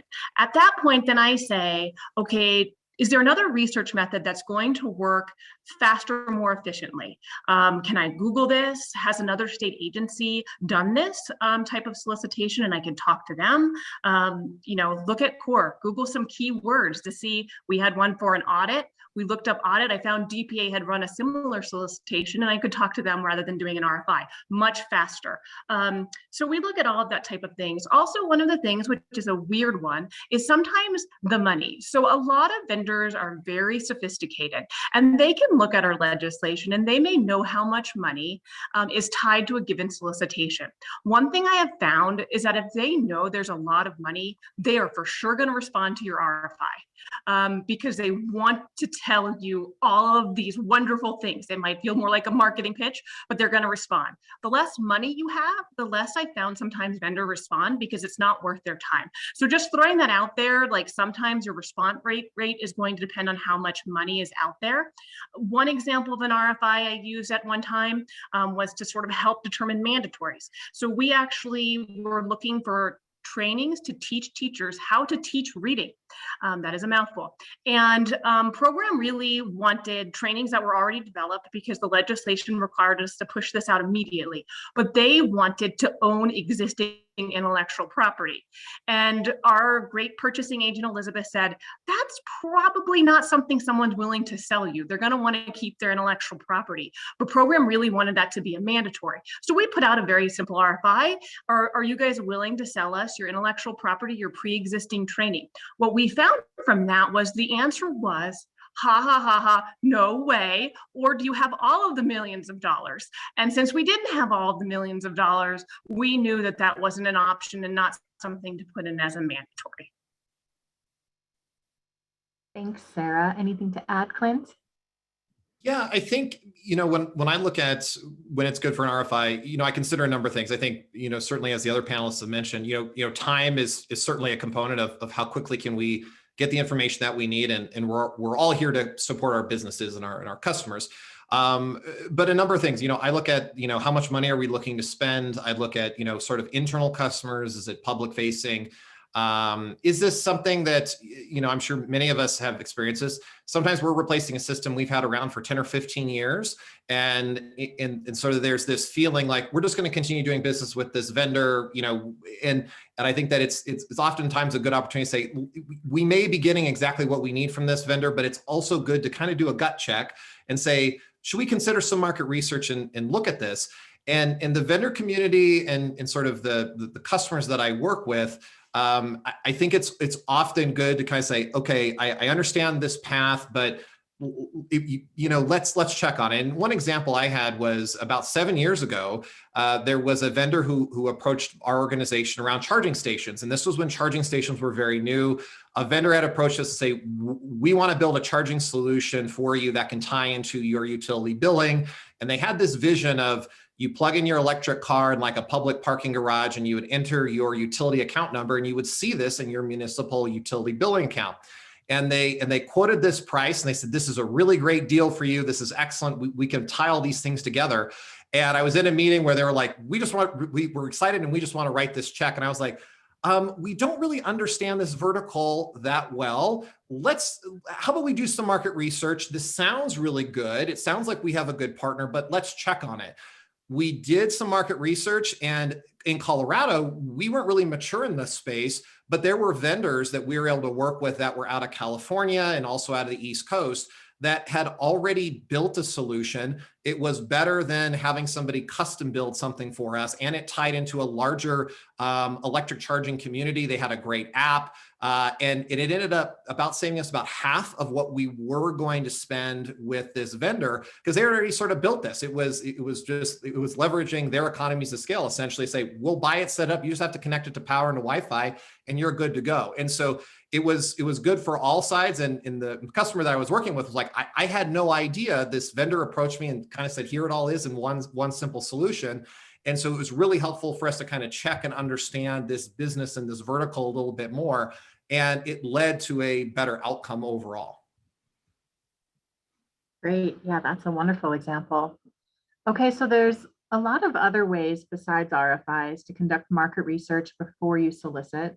So let's discuss some of those other methods, such as cooperative agreements that organizations such as NASPO or Omnia or Sourcewell may have, hiring a consultant to do market research, free or low cost partners such as GovWin, Procurement IQ, Gartner, contacting other states or other governmental agencies, professional associations, or purchasing networks that you may have. So, what are some examples of other methods that you've used at your agency to conduct market research, and for what goods or services? Chelsea. Yeah, so I know you said beyond RFIs, but one thing I want to mention with RFIs of a way that feels obvious to use them, but I don't think we do a lot, especially with IT systems, is we've started to use RFIs to get a little bit of written information, but the primary purpose has been to do demos with these IT vendors to actually be able to see what's out there. Because a lot of the written information, you're going to get that in the RFP, unless you're doing something like Sarah, where you're like, help me write the statement of work. Like, I don't even know what I need, and my program doesn't know what I need. But otherwise, using them primarily for demos and not that written information can be really, really useful to help you get an idea of what's out there if you're doing something IT related. Other things was beyond RFIs for when we were trying to figure out what to do with core, upgrade, go to a new system, anything like that. We looked at Procurement IQ just to get an idea of price for the new HRIS system. We've hired a consultant. We hired Gartner. One thing, if you're hiring consultants, though, is, again, feels obvious, but if your vendor, which if they're a good vendor, they're going to know this, but if they're not savvy, you want to tell them up front, make sure they understand, if you help us with this, you don't get to bid on the solicitation down the road. Feels obvious. It's really not. Again, if you have a savvy vendor, if you've got a good vendor, they're going to bring that up. They're going to know when, hey, I got to step back. But if they're a new vendor in the space, they may not be thinking about it from that perspective. So just make sure you're really upfront with them. And so they know before you get too far down the road, because you may be losing a really good partner that you're like, I wish that you could have bid on this solicitation, but now it's too late because I have to conflict you out. We've done Q&A with vendors before the last round of soliciting for the medical benefits ITN that we did. We worked with our actuary and had Q&As. We had conversations with vendors that are in the medical space to figure out what do we do that we've not been doing in these solicitations to actually get what we need out of a medical benefits provider. I've also, and again, another thing seems obvious, but we may not think about it in this context. I pick up the phone and I call other procurement directors. I call other folks in the state. We're all one big, great community. And as Sarah mentioned, she Googled and was able to find that DPA had done a solicitation for something she needed. And so I picked up the phone and called her. I've called HICPUF. I've talked with CDHS. Pick up the phone and give us a call and then talk to each other, because there's a good chance we've either done it, we've seen it done, we've seen cooperatives that you may not think about, but use the resources that this Colorado person community really is. Great points. Nikki. So I use GovWin IQ pretty extensively. It is awesome. And it's actually available to everybody because Colorado has an account. Everyone else can set up an account with it as well. And they've got access. There's access to millions of solicitations, RFIs, awards, and even sometimes executed contracts are put into that database. But I go there quite a bit just to look up that information for any kind of solicitation that I'm getting ready to conduct. And through that, I found really great questions that have been asked in our other RFIs. So sometimes I may not even need to do an RFI because I found RFIs through GovWin. And then I've also gotten great ideas on technical questions you can ask in your evaluation, as well as how different states have structured their cost components. So GovWin IQ has been a lifesaver for me. There's also Procurement IQ. That's another option that's available through a subscription. And Chelsea mentioned that a little bit ago, but they have access to, or they provide information on market research, benchmark information, who the current vendors are in the industry, what average pricing for certain commodities is. So that's another one that I've used quite a bit as well. I would say the only reason I might go with GovWin IQ over Procurement IQ is Procurement IQ is very research oriented. So the information is only available if people on the other end have actually taken the time to research it. So I have found that not all commodities and services are available in that resource, but you can certainly find what you need in GovWin IQ. So that's a big one for me. Can't say that enough. Thanks, Nikki. Yeah, you're certainly our expert on the team on these tools, and we wanted to make sure we mention them today to folks because it's out there and a lot of it's free. So, Sarah. Thanks, Sherry. So in addition, I don't want to repeat Chelsea and Nikki's, those are all really great ideas. So I will just tell you a type of market research and tool that CDE has sometimes used that's a little different, which is a lot of times CDE has IT systems that are not used by our agency personnel. They're used by others. So what I mean by that is like sometimes we get legislation that says go buy an IT system for all of the teachers and superintendents in the state, right? So that is, we don't want to just get market research and hear from vendors via an RFI. We want market research in the form of stakeholder meetings to get the people who are actually going to use the IT system that we're going to get in place to tell us, what do you want a system to look like for reporting? What functionalities do you need to make your job as our teachers in the state easier? Right? Because our success is really governed by, do we get a system that they're going to need? So when we are doing these IT systems, I would just encourage you guys to think, who is the end user, right? Is it your state agency or is it all state agencies? For example, CORE, right? Or something OIT is doing, or, you know, just think about who is your end user. And one of the things that I'd like to plug as a tool to that method of getting stakeholder feedback that we use is there are, remember, state price agreements. Shout out to John's team under, I believe it's procurement acquisition, I believe. I just maybe made that up. Nope, I did not. Great. There's 2 vendors, I believe, on there.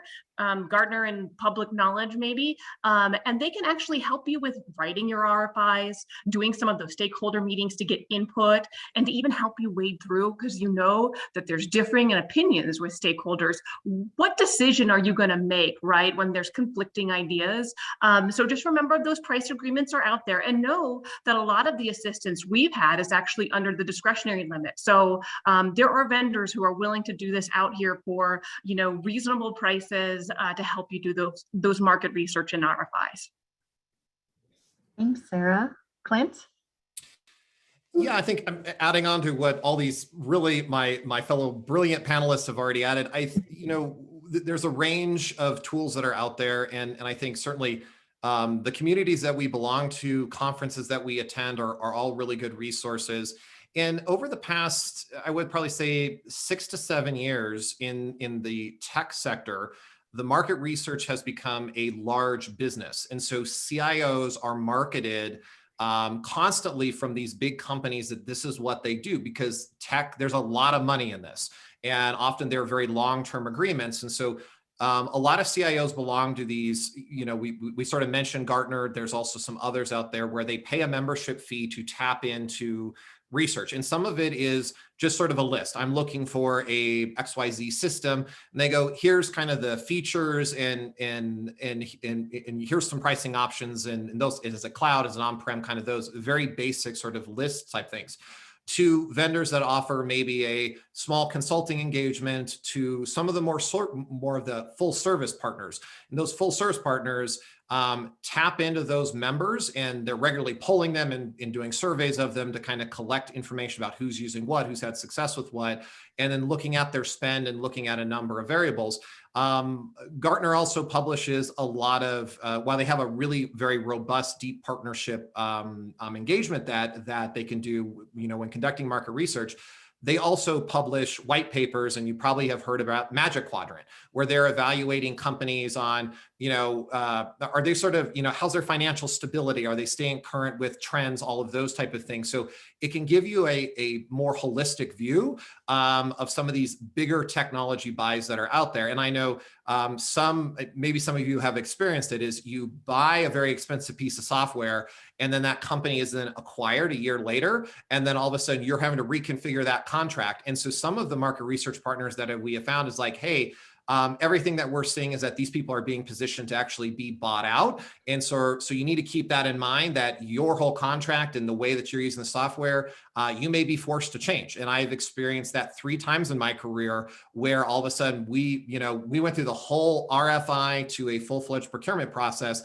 just to find out we're going to have a relationship with a new vendor. So some of these market research and partners can be really, really helpful because they are monitoring their quarterly reports. They're really watching everything from all these minute details about how the application is being used to sort of their financial viability over time. And so a lot of really great resources out there. And for those major buys, I always, ask people like consider having a good partner who can help you navigate a lot of these details, because these systems are often extremely complex. Thank you. I'm going to scroll down panel past 4 and go to question 5. So how do you partner with program staff for market research at your agency?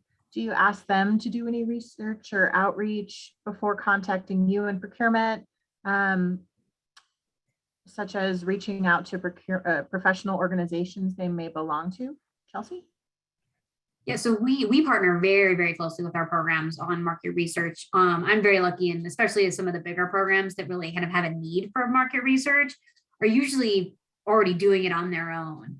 As an example with, again, CORE, trying to figure out where we go from here, contracts up soon, what are we gonna do?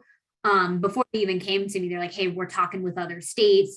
Here's what this kind of looks like. Same thing with HRIS, when Clint assists with that a lot of, hey, here's what other states are doing. Here's the experience I have. Here's what I know from these professional groups I'm in with like IDS.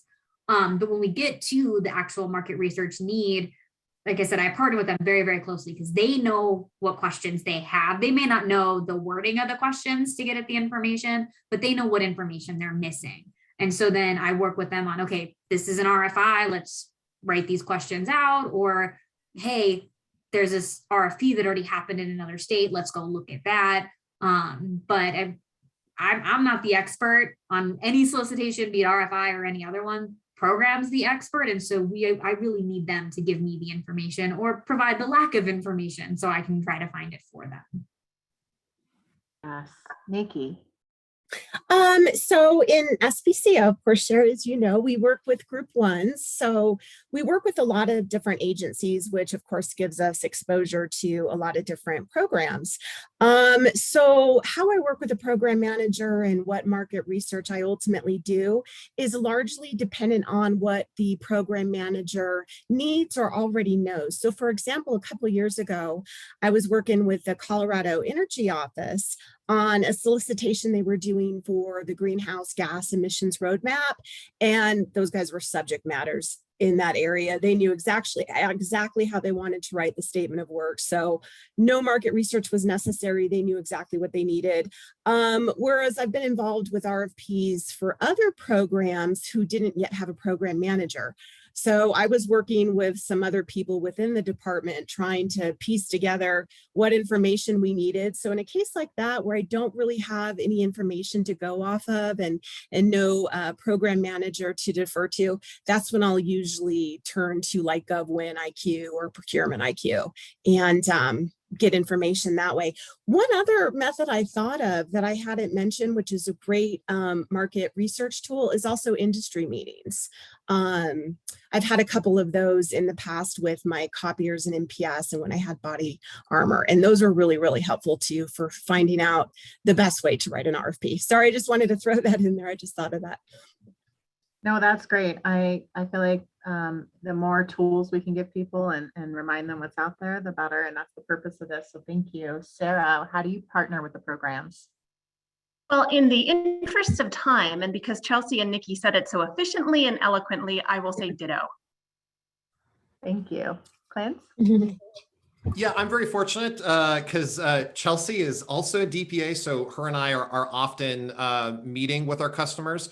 And I think having a very strong relationship with your procurement office is essential. And the one thing with the business that I think it's always good to keep in mind is this isn't what they do. They know their business and they know what they need, but navigating these procurement processes or navigating a lot of this technology is often very intimidating. And sometimes the reason for the change can be maybe a bad vendor relationship or their technology is failing and the vendor that was supporting them isn't around anymore.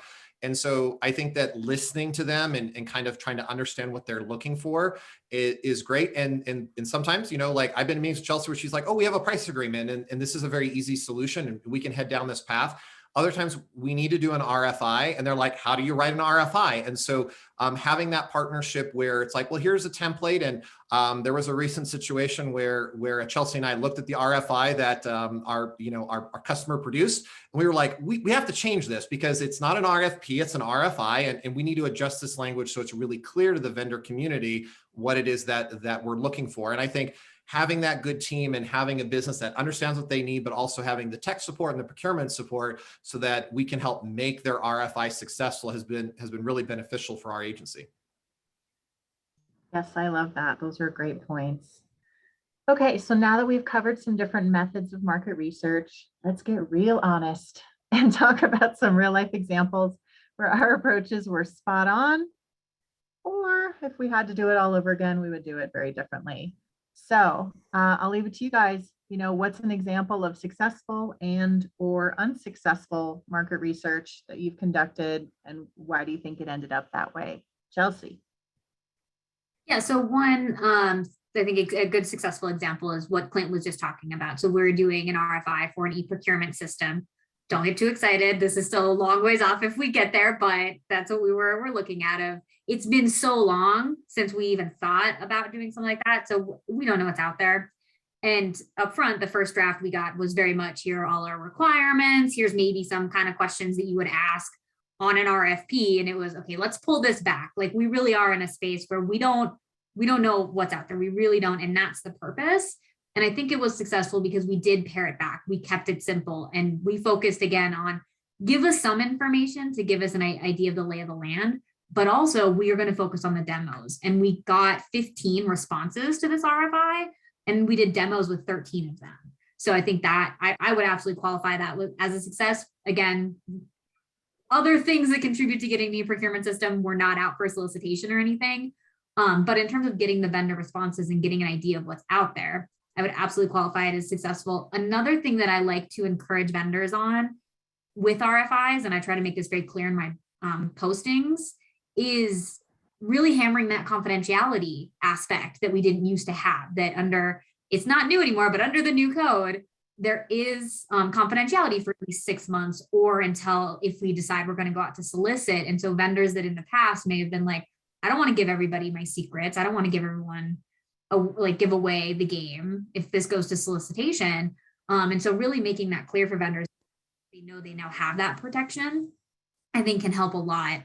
I wouldn't really necessarily say like ones that failed, but ones that maybe we didn't get as many responses on were ones that I think either way, we went out to RFI when we didn't need it, or we went to RFI and we overcomplicated it. We wrote it like an RFP and our only question was price. And instead of just saying, tell us price, we had pages and pages and pages of requirements. And so either vendors were like, it's an RFI, I'm not wasting my time, or vendors looked at it and said, oh, it's an RFP, I'll get an award out of this. And so as Clint also mentioned, you got to be really clear with vendors and think about these. What does it look like from a vendor perspective? What do they see in us working with Gardner? What do they see in us reaching out to stakeholders? What do they see in the RFI?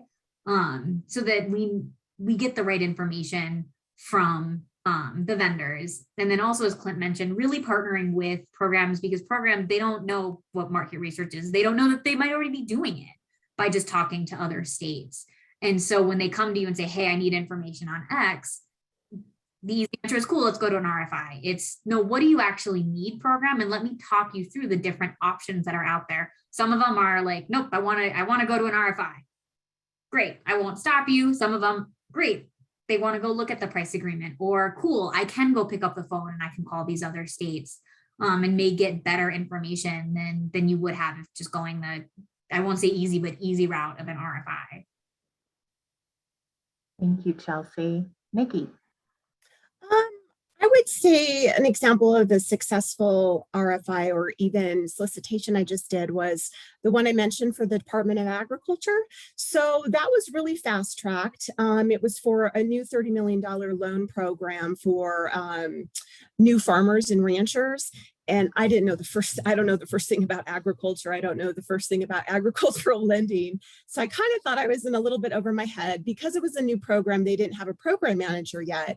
And I had no idea where to begin with this. So again, I went to GovWhenIQ and I pulled a bunch of RFPs and RFIs from around the country. I started with loan programs and kind of narrowed it down to there.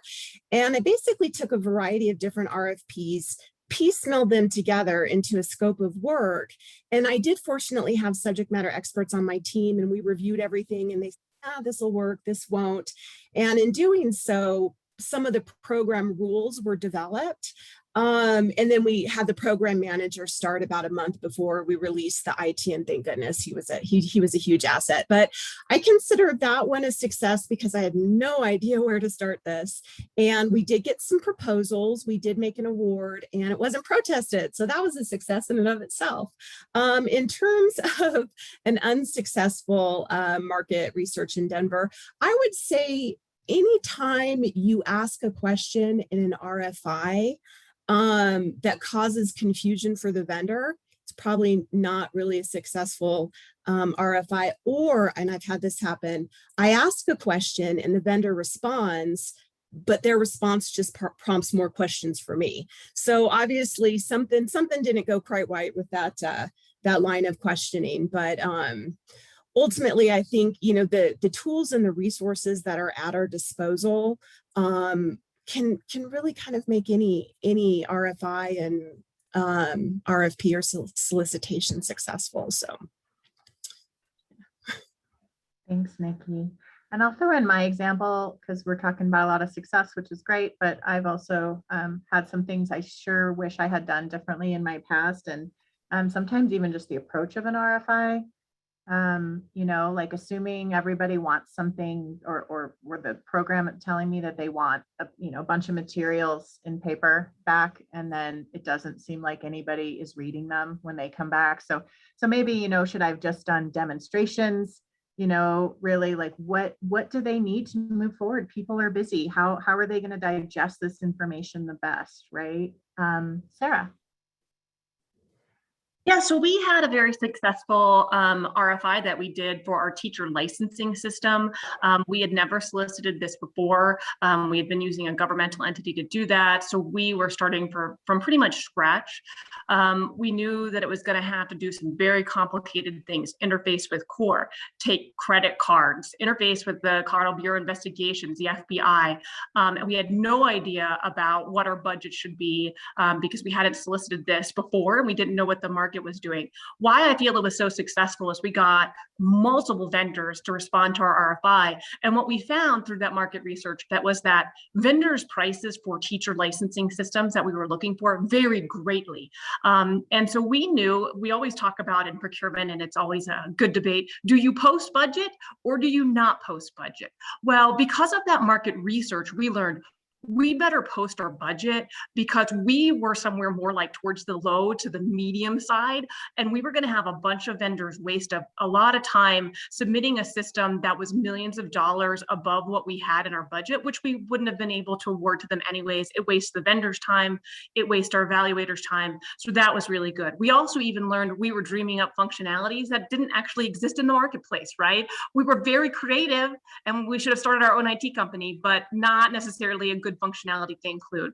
My horror story is, and you know me, I like to share horror stories, and I think it's important for everybody because they're good learning lessons, is we did an RFI for an IT system and we got vendor responses and they were very good responses. So then we said to program, start crafting some of the statement of work. And they unfortunately pulled a very few, but very important terms directly from a vendor's RFI response when writing the RFP. Nothing that necessarily we would have caught because it wasn't direct plagiarism. It was like 2 or 3 words, but they chose a term that was coined. What I mean by this is like we all use the word Kleenex, right, to mean tissue. Well, Kleenex is a brand name of a particular vendor. So they use that coined term in the RFP. So when it got posted, we actually had a vendor say, is this even competitive? You're using a particular term from our competitor and it appears that you're just gearing towards them. I ended up canceling that RFP and working with program to take out that coined term and make sure that they didn't use anything. But I think what the learning lesson for all of you guys is make sure when you're talking to program that they understand not to pull stuff directly from any vendor's response and to stay away from any terms that they know in the program industry are really coined or used by any one particular vendor. Great. Thank you, Sarah. Clint. Yeah, I'm going to start with my horror story. You know, when I was in municipal IT, one of the things that we were working on was changing our credit card service provider. And I was on the committee, and we thought we knew everything about credit card processing. So we're like, we understand we have a couple integrations, we have credit card terminals, we've had a great relationship with this vendor, things are working out okay. And we chose not to do market research. We did do the RFP process, and we had a mediocre response. We selected a vendor, and then we quickly realized this vendor isn't going to meet our long-term goals. And what I mean by that is we didn't have a good vendor partner, and we didn't really know where the industry was going. And also we didn't know the direction as an organization that we needed to think about.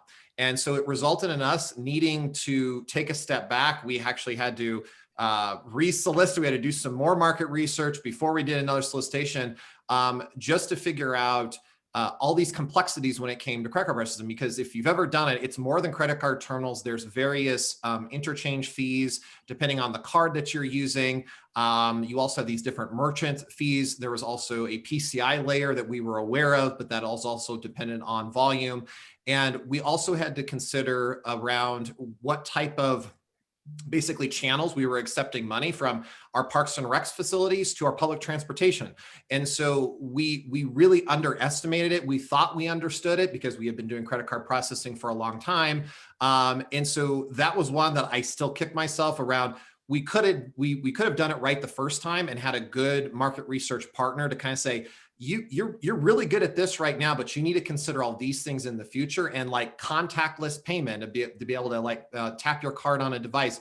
All of those things, the market research would have told us we need to be prepared for that and negotiate a contract where the terminals we were going to be buying were going to be upgradable and not have a massive upgrade cost. And so I still kick myself because we kind of had to do a reset, and that was really unfortunate for both our organization and for our vendor.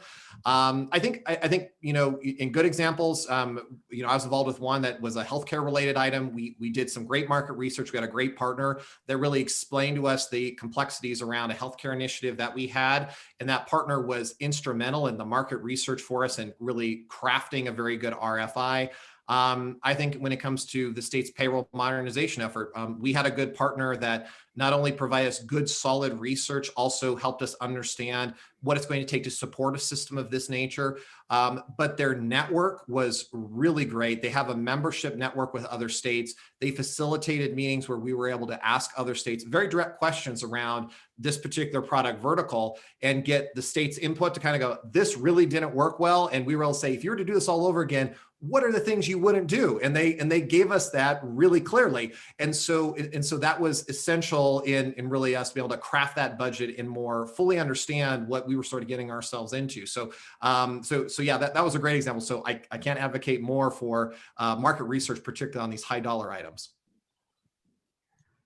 Thank you. I think that's great. You know, sometimes I think when we're convincing people to invest time on the front end of procurement, sometimes it's the horror stories that are most compelling as opposed to this is what we should do, right?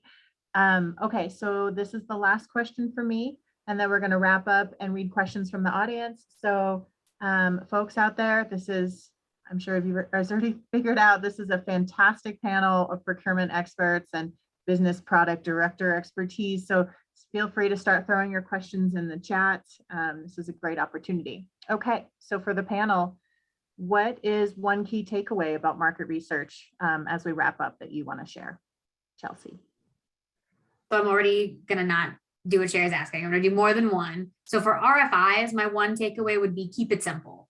Like we've all kind of mentioned this. Unless you're just doing a check of, hey, these are the requirements I'm asking for, are they good? Writing it like an RFP really is not going to get you the information you need. So keep it simple, probably keep it high level. Keep it for those times where you really don't know what's out there and you have more than just maybe one or two questions. For other types of market research, my advice is to really talk and work with your programs, because they don't know what they don't know a lot of the time. So just like Clint was talking about with the credit card processing, it's, hey, this, what we have has been working great. Let's just go do what we did before and do it again. And if you just take a step back and say, hey, what we have is working, but what don't we know is out there? The answer may be everything. We haven't looked at this in 5 years. We have no idea what's out there. And so part of our job is to start those conversations early and say, hey, we have time. We know this is up for bid in 2 years. Let's take this first year and let's do some market research. Let's take these 6 months, whatever it is. And even if the answer ends up being exactly what we thought it was, let's just double check so we don't end up in that situation. Or like I mentioned earlier on, you may be you may be in a sole source situation that you really didn't know. And so that you're finding out that information as early as possible. So you're setting yourself up to have the most successful solicitation you can have. Also, you get your agency a Clint. You can't have mine, but get your agency a Clint. Yeah, we don't want to share Clint, but he is pretty fabulous. All right, Nikki, key takeaways. As simple as it might sound, I would say know what you're researching. So as counterproductive as it is, maybe do a little bit of research before you dive into the research. So know what the solicitation is for, know who the target customers are, what the budget is going to be. I'm going to mention it again. GovWin IQ should be paying me for this, but I'm going to plug them again. If you actually go to their website and you type in copiers, you're going to get 1 million hits. So do the research to know the specifics of what you're looking for, and then you can drill down into what you actually need. Great. Sarah. I think sort of what I talked about a little bit beforehand is when you think of market research, obviously we're all used to getting vendor information and to write the solicitation. But remember, think of me and think stakeholders, right? Who's using your IT system? Who actually is going to be impacted most by your RFP, and make sure you're talking to them as part of your market research, and how that's best to do that through a survey, through a vendor who's going to have stakeholder meetings. The other thing, because it's just my MO and my soapbox, is go read the code on RFIs, right? Lots of good things in there. Just as some reminders, you can ask for pricing, but only with the provision that that information is submitted voluntarily. You cannot make them give you price. So make sure that the request for information has to say very clearly, no award will result from this request.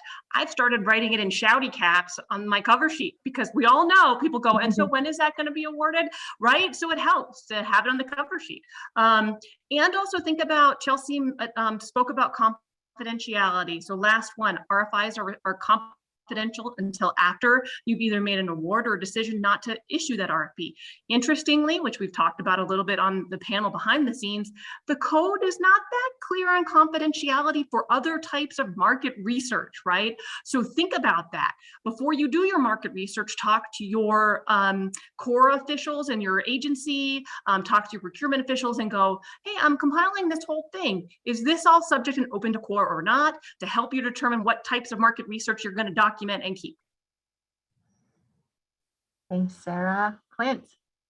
Yeah, I think 2 pieces of advice I think we talked about is really get a good team together. And again, I'm really fortunate at DPA. We have really good folks that really understand and are very passionate about their business. We have a great procurement team. I have good OIT partners. And so I think having that team really lends itself to, very, very successful, matters in regards to market research and RFPs.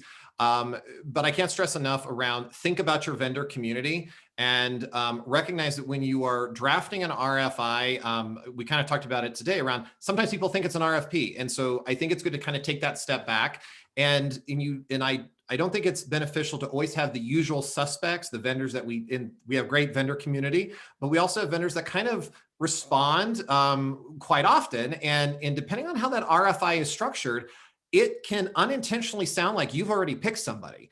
And so I think as you're structuring that RFI, think about somebody outside of our business that's looking at this, a vendor that's looking at what sort of, in a quick summary, what's that? I mean, I hate to say cliche things like elevator pitch, but it's like, we are seeking an innovative partner that can address this need within our organization. We are looking for something that can address, these bulleted items. And because there could be some vendors out there that are producing a fantastic product who can show you things you may not have ever considered. And so I think some of the greatest responses I've seen is where there's some flexibility, the business is open, they're saying, I have to have these things, but show me what you have. And sometimes we've been surprised by a vendor that kind of came out of nowhere that said, no, we absolutely can do this. We're not in the typical government conferences. We're not in these typical communities, but we have developed this product that maybe, we're just not out there as fully as some of our bigger vendors. And I've had great relationships with these vendors, and we've seen some really great products come out of them. So I think as you're structuring it, we all benefit from better responses to RFIs if more people participate. And it helps us give us a better understanding of cost and options. And so I can't stress that enough around when you draft that RFI, maybe have somebody outside of your customer's line of business do a quick check and say, when you look at this RFI, what are we asking for? And if they go, I have no clue, you have a list of requirements, but I have no idea, you may want to rewrite it and maybe have a couple additional eyes on it, because I think that ultimately you'll have a better outcome and then get better information. Those are all great tips. Okay, audience, so if you would like to learn more about market research types and strategies, NASPO, which is the National Association of State Procurement Officials, currently offers a bunch of free trainings, but there is one on market research, and it's in their Procurement University Learning Management System. And NASPO has made all their trainings free this year and last year, I think, too, during due to COVID. So Barb's already tossed that in the chat because she's awesome. So feel free to check out that training or others. And we've also been including links to this, if you miss it now, in our monthly newsletter that we put out. So right before we jump into your questions, I just wanted to thank Chelsea, Nikki, Sarah, and Clint one more time for being an outstanding panel, for all your expertise. And Chelsea, I think, is the one who hit on it before, but there's so much knowledge in this procurement community, and it's really great to, for you guys to be able to reach out to each other and hear this from each other and not just from our office. So I really appreciate you guys for being on this panel and lending your expertise and even being a little vulnerable talking about your horror stories. So let's go to the chat. John? Okay, looks like we've got a couple questions already. First, in market research conversations, do you ever have trouble getting to the right vendor personnel? Like you're only hearing from salespeople or executives and not the key implementation leads that you need. And if that's the case, what do you do? How about that? I'll throw that out to anyone on the panel. Yeah, so I'll jump in. So yeah, I mean, for sure, they're gonna throw their salespeople at you. But what I've found, especially in RFIs, is what is most useful is the questions you ask, and very pointed questions for the information that you're looking for. If you don't have enough specifics, and I know this is a little bit contradictory to what I've said before, but like if you don't really have pointed questions of, hey, vendor, this is what I'm looking for, as Clint said, and I think Sarah said too, maybe because Nikki mentioned it too, like if there's confusion on your vendor side, if they don't actually know what you're asking of them, they're going to throw their salesperson at you. They're at least going to get their name out there. They're going to put that exec out there that's going to make you think that they're super interested, but you're not getting the actual information that you need. On the e-procurement RFI, absolutely, we got some marketing information in the written responses, but the focus there really was the demos. And so when we went to demos, it was, hey, show us what you have and focus on these things. Like the questions in the RFI itself were kind of broad, where, hey, what's out there? What don't we know that exists? What kind of functionality is out there? What's your pricing? Things like that. But when we got to the demo stage, we said, hey, this is what we want to see from you. Don't just show me your system. show me these specific things. And so that set them up to bring the right people. And as Sarah alluded to, be very frank and upfront with your vendors. Like we need them to be partners, but if they're not giving you what you need, don't be afraid to say, hey, this is not what I asked you. Don't be afraid to be firm and be like, that all sounds great. That's not what I asked of you. And so I'm not going to make everyone sit here for 2 hours to look at your demo when you're not actually giving us the information that we asked for. And so I think that's really important. So that's kind of how I've cut down on a lot of the salesy stuff that kind of gets in the way. And I'll add one of the things, actually, shout out to Amy Risley, because this was her idea, is in relation to an RFP, but now we've used it with RFIs, is we, in response to RFPs, would put questions sort of in our RFP. And I was like, we always get this market fluff, and then my evaluators have to read through it all and find like, oh, look, on page 45, it's not market fluff. There's a functionality response here, right? She was like, well, why don't you just make a worksheet and ask them to fill out the worksheet? So with our RFIs, we literally say, right, please describe, the budget, that here's a little box. We would like you, if you can, respond to this. And that cuts down from people just sending us a bunch of market nonsense, because someone has to type in their response to a very specific question that we post with our RFI. That's helped us cut down on market fluff. Yeah, and I think I would just add on to, to what Chelsea said. I think, and this is a great question. It's usually after they've submitted the RFI responses, is really structuring that demo meeting and doing it in a right way. So it's not definitely, again, it's not an RFP, but I've scheduled those agendas in a way where it's like, we're going to give you some time for you guys to talk about anything you want. So they typically want to talk about their company, what they do, how long they've been here, how many employees, all those things. That's great. You get X number of time to be able to do that. And then, just building on what Chelsea said, is you need to show us these things, and the business should identify those key pieces of functionality that are really important to them. And you want to have those participate in the RFI that are closest to the actual work that's utilizing the technology. So more than just executive sponsors, the people that are day-to-day using, it's like, show me what this looks like. And also another thing that's often forgotten in an RFI is give them some time to say, what are you keeping an eye on? What are important things that are going on in the industry? They may not include that in their response, and they may not include that in the first part. And it's very fascinating when they do that. I saw this was really effective in some of our RFIs several years ago, when some vendors were saying, we're not doing anything with mobile.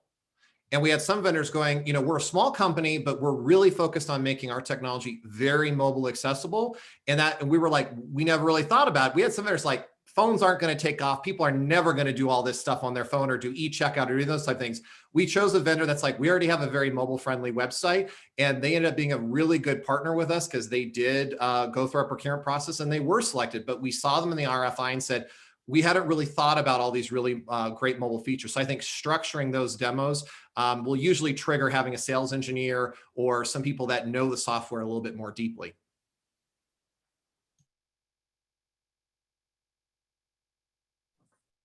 Okay, I'll move on to the next question, unless anybody else has anything. This looks like a little bit of a two-parter here. Would you recommend leveraging an RFI to help establish a budget, if your SOW is very detailed, say 20 plus pages, but the program is unfamiliar with current market offerings and the cost associated with something like off the shelf or a custom solution? And if not an RFI, how can we help a program establish a budget? I use RFIs all the time to try to get budget information on COTS MOT system versus custom, because custom is so expensive. Also, remember, there's some major IT programs. There's the Joint Technology Budget Committee. They're going to look for some sort of market research. You don't have to do an RFI, but when you're talking about IT in a major system, you're going to have to be able to explain why you're requesting the budget you're going to be requesting. I think an RFI is great. And we actually ask that exact question, right?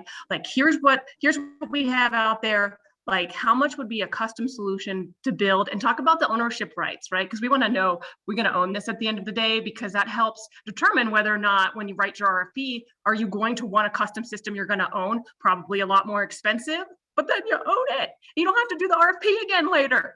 Or, is it something we just don't have the budget for? You're going to be paying licenses in 8 years or 5 years, however long your RFP was posted and approved by Sherry. That, right? So I absolutely would say, yes, post that. Again, they don't have to give it. They don't have to give pricing in an RFI, but I find that especially when you're talking about stuff that are big IT systems, they're going to be willing to tell you because they understand it's going to inform your budget decisions and maybe even your ask to the joint budget, to the Joint Budget Technology Commission and for your legislators. So I would say, so I think they can be useful. RFIs would not be my go-to, I think, necessarily for just a budget question. I might look, depending on your timeline. If you have a lot of time, RFI may be the best answer, but to what Nikki was saying earlier, you have those other resources out there. And I already forgot the name of the other one, the better one, but like Procurement IQ was out there. You have those vendors that you can hire that maybe checked in on the community that you may not know about, that your RFI may not reach. And so RFI wouldn't be my first stop for the budget question. If budget is your only question, if you have other questions, like Sarah mentioned of, hey, we want to ask more about the COTS and the MOTS and the intellectual property and all of that. But if budget is really your only question, RFI can work, but I don't know if it's going to be the best answer. And so you want to look at those other options that are out there. Yeah, I would agree with everything that's been said.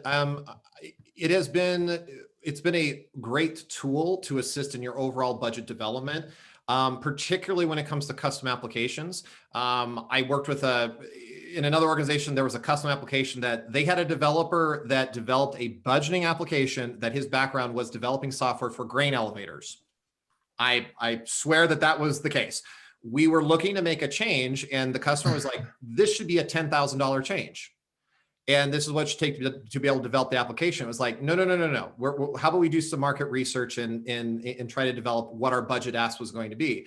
They were shocked that they were able to buy and have this old system maintained for what they were. And what market research told us that we're probably around 300 or 500,000 to be able to do a custom application.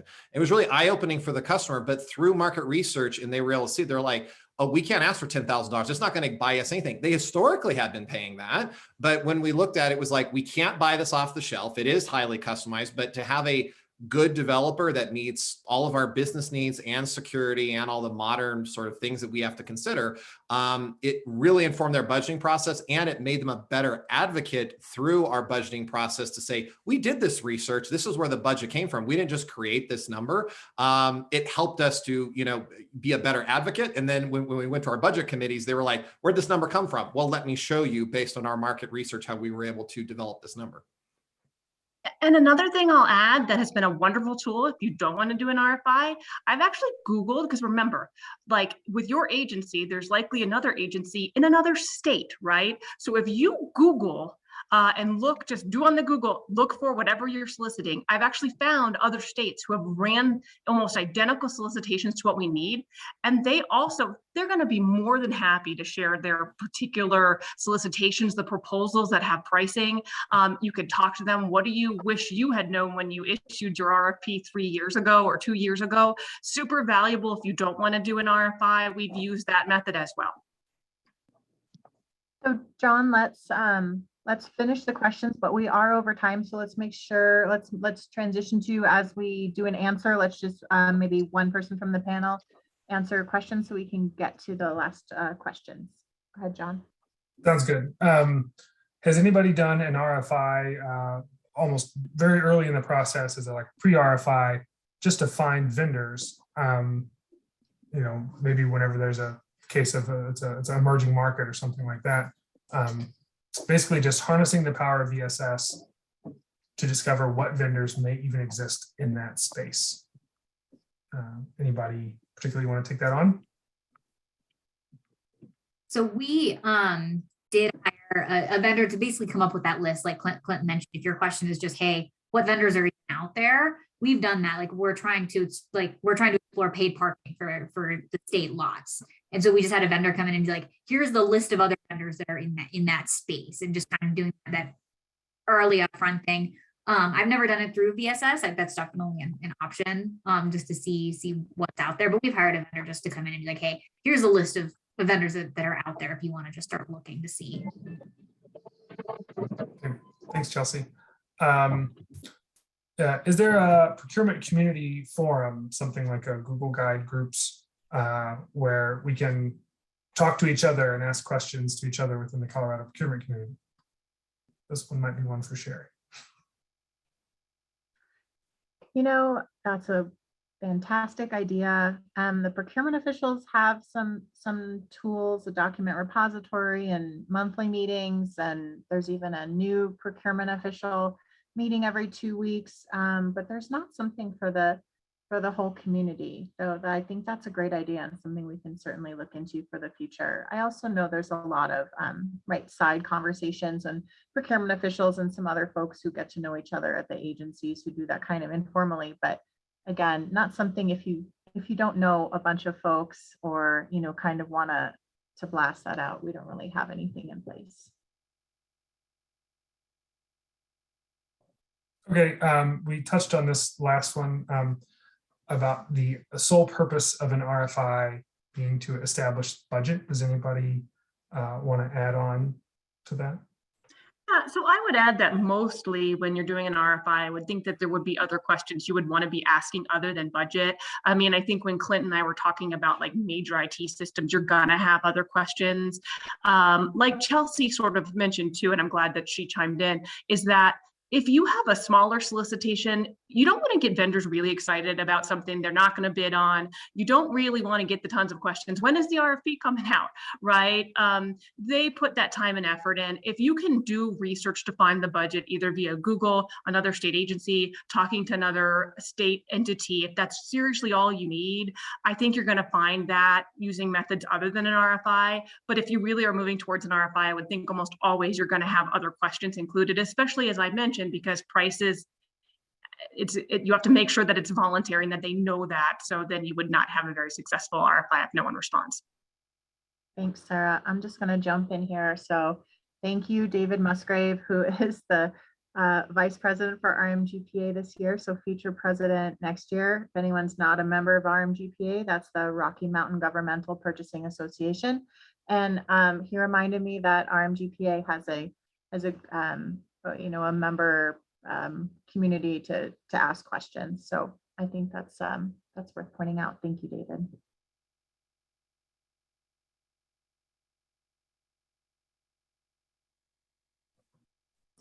I think that's the end of the questions that I can see.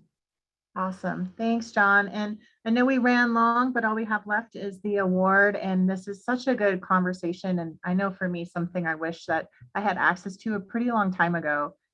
So again, thank you to this panel. And thanks to everyone hanging on as we went long. I hope you learned something about a new method of market research, or even just a new person to chat and call if you have a question. Thank you, guys. We'll move to now it's time for our second annual Rising Star Award.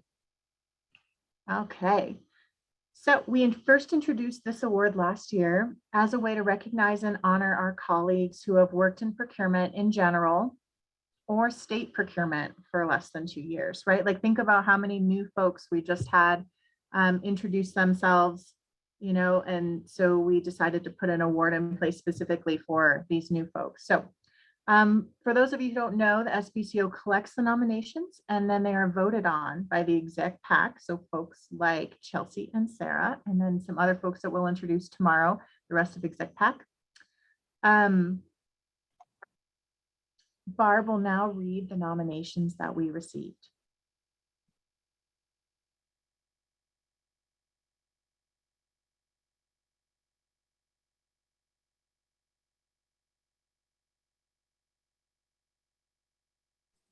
You're on mute, Barb. Oh, okay, let's try that again. Sorry, there has to be some tech problems, right? Okay, so the first nominee that we received was Jeanette Barrow from DNR. Jeanette began working in state procurement in January of 2021. DNR would not be where it is today without Jeanette. Jeanette came on board as our procurement director of 30 plus years, was preparing to retire. Instead of fearing change, Jeanette has embraced the opportunities for process improvements and has taken initiative to suggest improvements that greatly reduced response times, added clarity to the procurement process for our 1,500 permanent and 1,200 seasonal employees, and improved standard workflow. In less than a year, Jeanette dove headfirst into the world of DQs, IFBs, and RFPs, ranging from personal services to complex multi-phase RFPs. As she learned the ins and outs of these procurements, she suggested process improvements along the way. To this day, Jeanette is very eager to learn all things procurement and consistently volunteers herself for special projects. Without Jeanette's initiative, eagerness to learn, and love for DNR's missions, DNR procurement would not be nearly as efficient as it is today. Jeanette is the rising star of procurement. The next nominee was Erica Crawford from HICPUF. This nominee received 4 separate nominations, but in the interest of time, I will just read one. Erica came to our department from corrections just 6 weeks ago and already is an integral part of our team. Fully up to speed on most of our processes, she asks excellent questions and is never above doing research in order to learn. Her breadth of knowledge, not only in this new to her career, but also on the inner workings of state government, astounds me. I call her my Kansas sunflower because she's always in a good mood and has a friendly smile for everyone. Her position is very difficult as it involves coordinating between OIT, HICPUF, and the governor's office. Things in the past were difficult, but Erica has been like an amazing bottle of glue, helping to stick us all together as a cohesive team, all the while being a gracious and professional employee. With the advent of ARPA funding, we find ourselves much busier than we could ever imagine in procurement, and she is already carrying a full load. Erica has a bright future ahead of her in procurement, and I thank her for joining the team. Next, we received 2 nominations for Teresa Frejo of CDPS, and again, I will read just one. Teresa has worked in accounting at the Division of Homeland Security for the past several years. In April 2021, she moved over to procurement to be our real estate specialist. Not only did she clean up all the leases the department has, but she got them all renewed by the end of December, 6 months ahead of schedule. Also during this time, she jumped in with both feet to create POs by following an example, and it was perfect. Perfect! Exclamation point. Also, she's created solicitations with minimal oversight from me and reaches out to the program area if she has questions without needing any help on next steps. Teresa is always willing to stay late to get work done, and she has a natural ability to see a need and step in. She's a powerhouse, and I hope she stays on my procurement team. Next was Teresa Hayes from CDOT. Teresa is new to our CDOT engineering contracts team, but has had a significant impact on the team in her short tenure. She was a quick study, becoming an expert in SAP, improved our data management process, and has now taken responsibility for a region, responsibility for their intergovernmental agreements. She brings a welcome, positive attitude and has the highest of professional ethics. We are lucky to have her on our team. And finally, we have a nomination for Joel Knotts from CDLE. Joel also received 2 nominations. Here's one of them. Joel started with the state just over a year ago as a purchasing agent 3 with no state or government experience and no contract drafting or negotiating review experience. Within 6 months, his passion for the work and dedication to ensuring that our stakeholders were getting everything they needed earned him a promotion to a purchasing agent 4. His position is a hybrid position, and he has successfully conducted, led, and trained other staff on every procurement allowable under the state rules, as well as drafted complex agreements. He is considered CDLE's OIT expert and is simultaneously leading 2 ITNs right now, with both in the negotiation phase.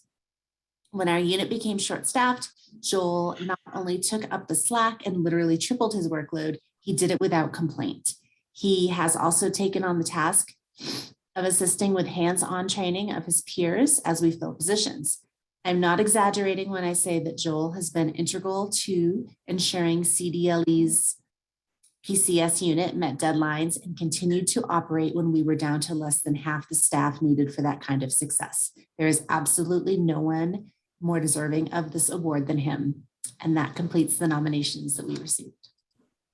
Thanks, Barb. Well, I'm very excited to announce that the winner of the second annual Rising Star Award is, are you guys all drumming on your desks? Joel Knotts from CDLE. The exec PAC was very impressed with the work you've done over the past year as a purchasing agent at CDLE, and I am so glad you're a part of our procurement community, Joel. Okay, so that was a lot of fun. And don't forget, if you have a colleague or employee who deserves recognition, you now have 2 ways to do it. The Rising Star Award in the spring for those who've worked in procurement or state procurement for less than 2 years, and the Excellence in Procurement Award in the fall, which is open to all state procurement professionals. Good. I'm glad to see you guys are lighting up the chat. Congrats again, Joel. Okay, everyone. The first afternoon of PAC Summit 2022 is in the books. I want to take a moment to thank all of our presenters and panelists for sharing their time and expertise. Taking these opportunities to learn from each other is a huge part of what keeps our procurement community working so well. I'd like to thank all of our attendees for spending their afternoon online with us, and especially those that asked great questions. Please take a moment to fill in the sign-in sheet if you haven't already, so we can give you a certificate and credit for your seminar contact hours. We will see you again at 1 p.m. tomorrow. Thanks and enjoy the rest of your day.